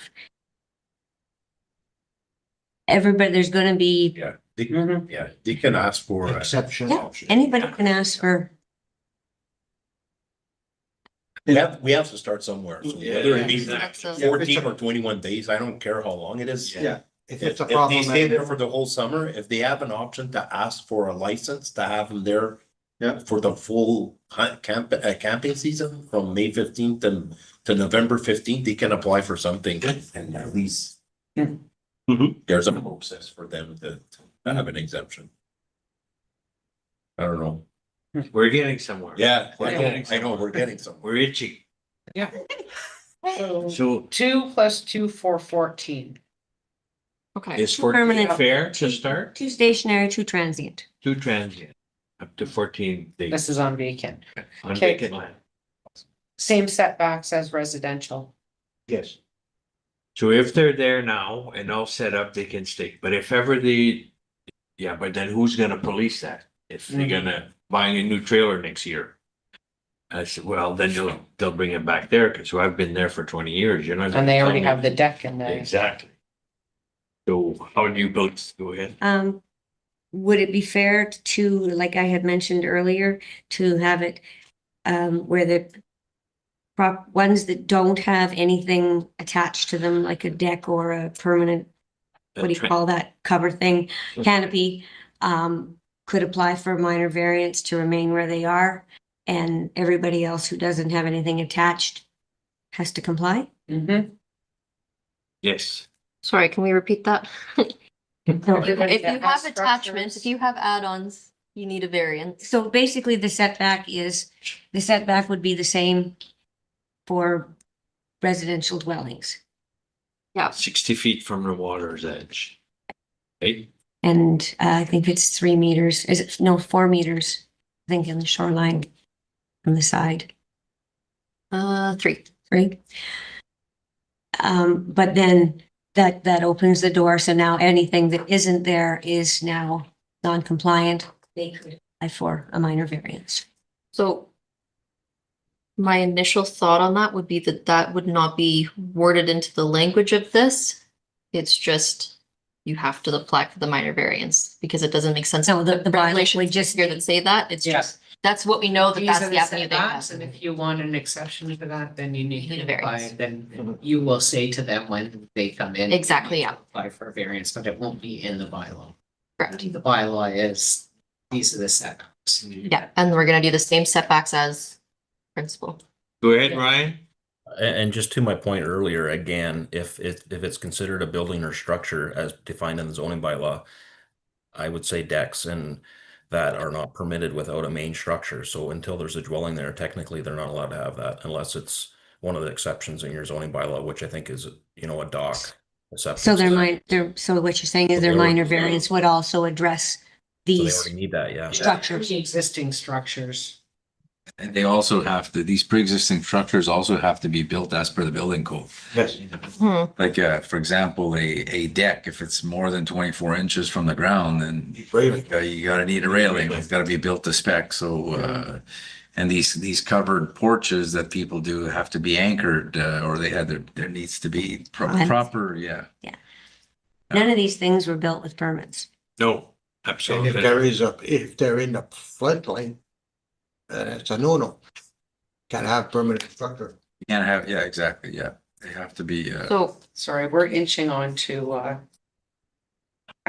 do we have a time limit on this meeting? An hour ago. Before we started talking about. We're almost done. Yeah. Yeah.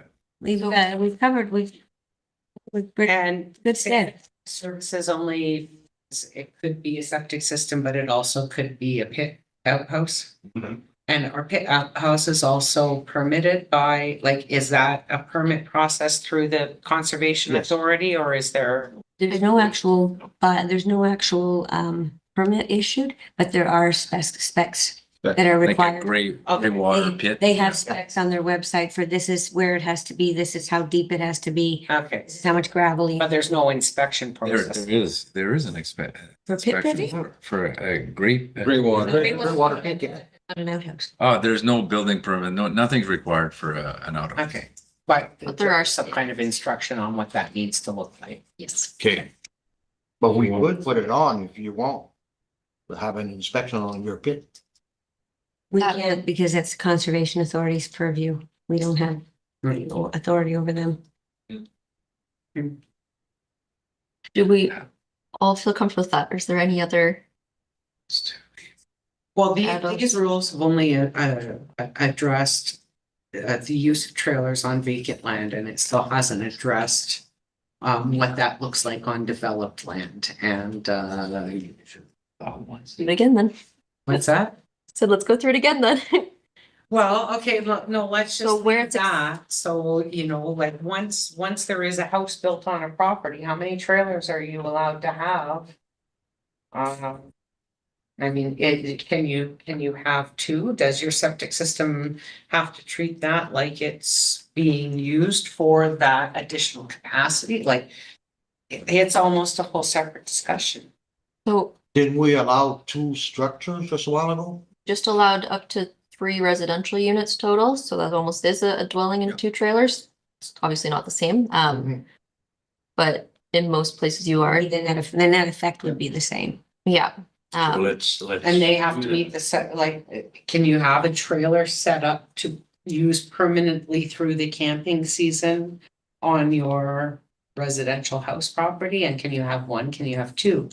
Can you like, I just, I think it's a slightly different. If If you have a permanent dwelling Yeah. on the property, then a maximum of 2. It's just like, to me, it would be just like the two owners of the 2 trailers and 2 transient.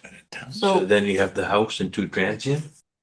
Would that be? Too with- transient. Transient, no 14 gazebos, 14 days maximum, yeah, no gazebos, Mhm. like, it's a trailer. In You town? come camping, not in town, but say shoreline residential Shoreline, or, like. I guess in town, I mean. Yeah, you'd have to include in town. One who has a cottage, let's use my friend Steph here for an example. His daughter couldn't park her trailer on his property for the summer. One single season trailer. He can apply for an exception. Connect to the septic system?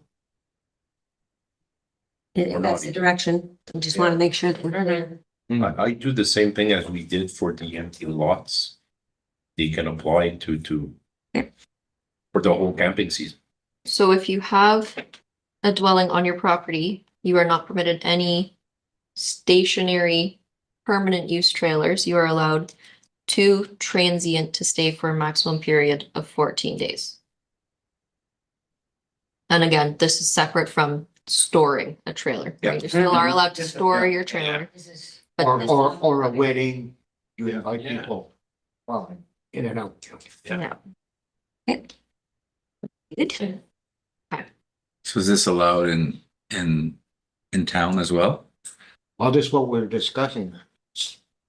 In town, it's, Well, everybody's like, that has a property on shoreline, yeah, It's not just shoreline. I know people in urban properties here that their, sister rolls in from Winnipeg and lives in the trailer in the driveway for, uh-huh. I don't. Well, we could maybe with town, perhaps we limit it to 1 transient for the same time limit. if you have your setbacks. It's all, Yeah, if you, as long as you have, like, as long as you're do not the parking on the transients sidewalk. have to meet setbacks? As it currently stands in the bylaw, again, this is just for the storage and parking of it, so it's obviously not the same as use. But when you're storing it in an R1 to 4 zone, it's can't be closer than 1.5 meters to a lot line. And the only way it's permitted in your front yard is if it's in a driveway. So I don't know if you'd want to kind of apply the same storage parking requirements for a transient one, that it's either backyard or driveway, essentially. I'm okay with that. What do we do with trailers that are out in the woods? They're kind of homeless and they just live in a trailer next to a farm, making noise. No septic system, they're year round. By law enforcement, they're not Oh, compliant. They're not compliant. They're not compliant with the rules we By set. law enforcement, would have to take it. We have issues like that now since a lot of homeless.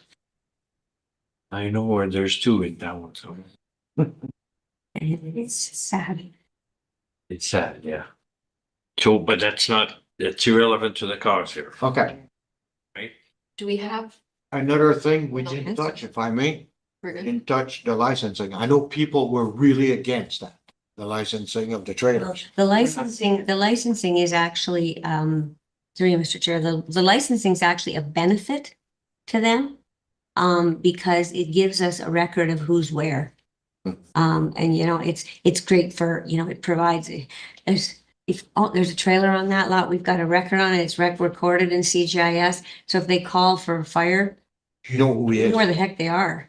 You know, oh, Joe Blow has his, you know, so for the ones that we're allowing here, and that would be the part two when we get to that, if we get to that, is that eventually, you know, those ones that we've said can stay on a property permanently.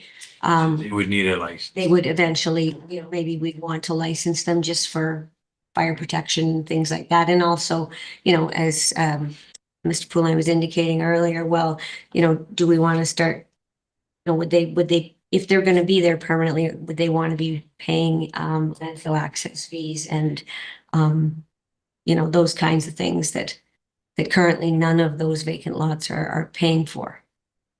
That is correct, Mr. Chair. They're coming, let's say from Sudbury, they have a trailer. They use our facilities. And They don't pay more we tax. don't get our fair share of it. But with, also this system is on the infraction. So if you see something, people call and they determine where the situation, if they throwing black or gray right on the ground. If I go by and I see that, I'll call and say, this person at a certain address. So this is the big thing that white people were against. One of the big things that we're against registered trailers, So because it's on a call basis, complaint calls. So just to clarify, the licensing would be through a separate bylaw. We couldn't do the licensing component through the zoning bylaw. So just for the sake of getting us out of here, if there's no more comments on specifically the zoning bylaw regulations for this, we're done. Or nothing. Are we good? We have a good place to I start? don't want to jinx us unless there's anything else, any other kind of major key themes at a high level that should be brought up at this point. Go ahead, Anthony. I'm sorry, two, Okay, commercial. in what sense? Sorry. We talked about this at one of the OP meetings, the provision that commercial uses would be allowed within residential designation, and we were told at that time that what that looked like would be addressed through the zoning bylaw. And I will say two things, and I know you aren't necessarily prepared for that discussion today. I had concerns then, I have concerns now, and the concerns are, I'm not sure. Even the way that the OP is written with like residential designation, like whether the designation is the same as the zoning or, you know, so, you know, whether if a residential current house in a residential designation, can I buy a house on Nipissing Street and turn it into a pie shop? So you would, I was gonna say the permission for commercial, small commercial uses in residential zone isn't an as of right use. Mm-hmm. You would still have to go through the zone bylaw process if you wanted to. But are we gonna define, you know, what, okay, so right now you can have all kinds of uses as home occupation. As a secondary use for residential use. Yeah. Okay, so what's being proposed here is that people will be able to buy an R1 zone property and apply for, let's say, a zoning bylaw change to commercial for a specific use. Okay, I want to make a lawyer's office here, which would have been a permitted use as a secondary use because you can do home occupation, whatever. But once the zoning is changed, once the zoning application goes through and that property changes to a commercial use, there's nothing to say that they can't then change the use to apply to any kind of commercial. So I'm concerned about that. You can limit the uses in any small zoning bylaw amendment. You don't have to give them the full uses of that zone. so if I may, the thought when, again, still preliminary, we're still working this thought out, was to essentially create a community commercial zone. So we add a C4 and it has very strict restricted permitted uses. So that if someone wanted to buy an R1 and convert it into a lawyer's office, it would have to be, they would go from the R1 to the C4. So that if that was, you had a law office there, and then you sold it to me and I wanted to do a different commercial use, it has to be one of those under this very strict scope, or you're coming back for another rezoning and then we're seeing it again to really make sure that the uses that may flow in and out of that building are very restricted to those that are compatible. With residential neighborhoods. That's correct. Yeah. Okay, because the two concerns, just to address as you're Yep. discussing this, we don't need to have this full discussion. Is that anytime we do that, we are removing stock from our housing supply when we're converting an existing residential to a commercial.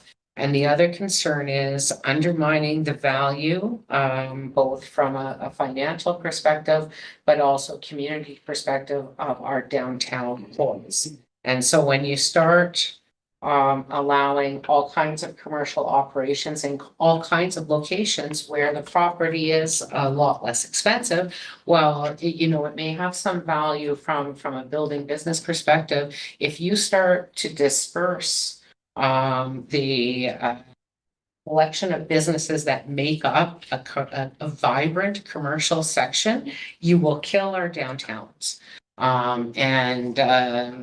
Like a downtown or a downtown commercial sector is absolutely built on and I can't think of the word, but like the conglomeration of services. So I go to the post office and, oh, look, the flower shop's right across the street. And oh, isn't that a nice purse in the window? And I stop in there and then maybe and so that's, we've been very fortunate that downtown Sturgeon has not gone the way of downtown Campus Casing or, some of the other smaller. Downtown North Bay. Downtown North Terrible. Bay. So, I just want to be really careful in developing policies that are going to weaken the long-term viability of a downtown commercial sector. Okay, go ahead, Ryan. Yeah, I was just going to jump in there, and because we did kind of actually talk about this last week, and I think you're raising 2 points. One, in terms of allowing commercial uses in predominantly residential areas, where we had talked about maybe having a community commercial or a neighborhood commercial, and we somewhat talked about this last week, and we were more thinking that we would look at home-based businesses more in depth or comprehensively, and sort of not create that other commercial zone. The second thing, I think you were talking about sort of the commercial corridor in terms of, or maybe you can clarify, you mean if there's a residential area in that commercial overlay, then they would allow them to rezone it to a commercial area without needing an OPA. I think that's the intent. And the two areas were downtown and along the main street. Yeah. Mhm. Okay. Does that help Yeah, you but at all? when the way it was written in the discussion that we had at council was that there was language about at first there was some language about intersections. And then I brought up the point, well, an intersection is anywhere where two streets cross. And I think the language got changed in the latest draft to say major intersections. So then, are you looking at Nipissing Street, John Street, Coursol, and I just want to be really careful because we do allow home-based businesses. We do allow, home occupations out of any of our residential zones as a secondary use to that primary residential use.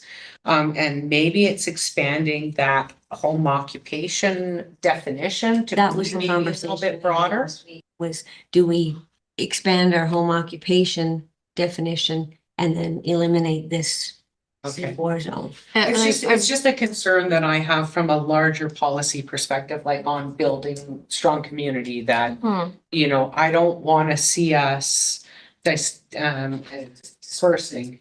And Diluting the downtown. Diluting the downtown. I really don't think that that's the intent. It was Yeah. kind of put in more as in the rare circumstances that occurs. Mhm. then we only have to do a zoning bylaw amendment, not a zoning bylaw amendment and an official plan amendment. That's not really intended to encourage that sprawl. It's just obviously it'd have to go through a zoning amendment, so you'd have to do all the planning considerations and Mhm. take a proper look at it. Just trying to kind of save the duplication of that application Yeah, process. I would be more amenable to considering a whole separate zoning category like a C4 that had very spice specific and Like corner tight store. language about permitted uses and also even stuff like locate that location should be, considered not right in the heart of a neighborhood, that it should be on some kind of major corridor if we were looking at that. So or closer to other commercial, neighboring on other commercial properties. So if you look down Canal Road and somebody wanted to put in a convenience store to serve, the tourist spot, then yeah, I'd just like to see some We were, tight language. one of the conversations that we were having was there's, in the reality of it, rezoning any of those properties to meet the parking requirements would be Mhm. extremely difficult. So Mhm. there's not a high, we wouldn't anticipate this would be a high uptake because meeting the parking provisions on a property that's already developed is Mhm. very difficult. And that's why that permitted use is tight, because if it's a lawyer, you, one person going in, one person going out. Something like that, yeah. And then my other question is, Mhm. is there going to be language in the zoning bylaw that addresses some of the concerns around private roads? I think that the intention is that private roads, you mean to not allow them or? No, to Or to limit set out the development. conditions under which that they will be allowed. So if we are allowing in the OP that anybody can take 4 lots and make a private road, I think how do we make sure it's set up in a way that is not gonna become operationally challenging for the municipality? I think that the answer to that is to flesh out the section that we currently have where it talks about you want to build, you have to be on, municipal road or have a right of way, in which there is an agreement.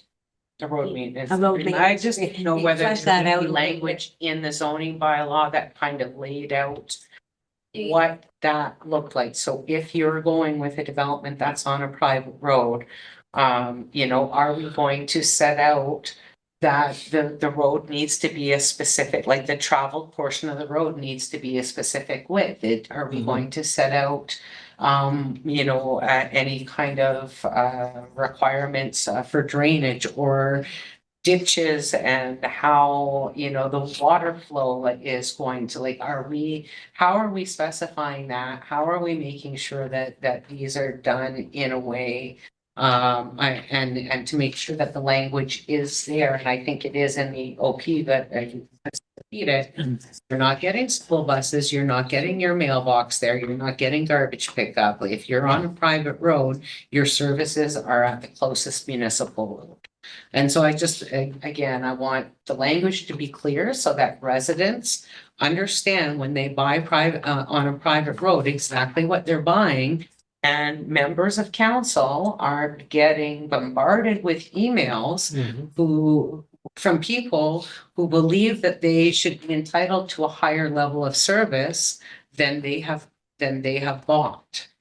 So what we're permitted under the Planning Act to put into a zoning bylaw is restricted because it is tied to the use and the buildings. So I don't know that all of those considerations could kind of legally be put into this bylaw. But it's definitely a good point, and we'll look to see add more to the OP or what we can add in here, or possibly it's updating subdivision agreement or a separate municipal roads policy. There may be a different location that's better suited for that, or when people do zoning requests, maybe we have certain phrasing that's kind of a blurb that goes along with any private road. I don't know this is the most appropriate place, but Go ahead, Ryan. Yeah, so that's generally with new lot creation. So those would be put into development agreements. So that would be put on title. So that's not generally zoning. So once you're giving permission to create a new lot based on those official plan policies, council has the discretion to create conditions and sort of an agreement. So if you want that on title so that people know in future from buying those properties, you can put those things on there. Like mini subdivision agreements registered. Mhm. So we would want to have that language developed on what those conditions, like we would probably want to have a set. I mean, we see them all the time when we do the lot creations on the condition that, and they're all the same all the time. Yeah, And there's probably a set of those that need to be developed in response to private roads. But and a way to make sure that that information also ends up on CGIS so that when properties are changing hands that are on private roads, that information is not missed and we're not. We already do that. Yeah, just to so. Yeah. It's just. we'll see where we can put it at. Yes, I'm sorry. The Madam Mayor, why do you talk so much?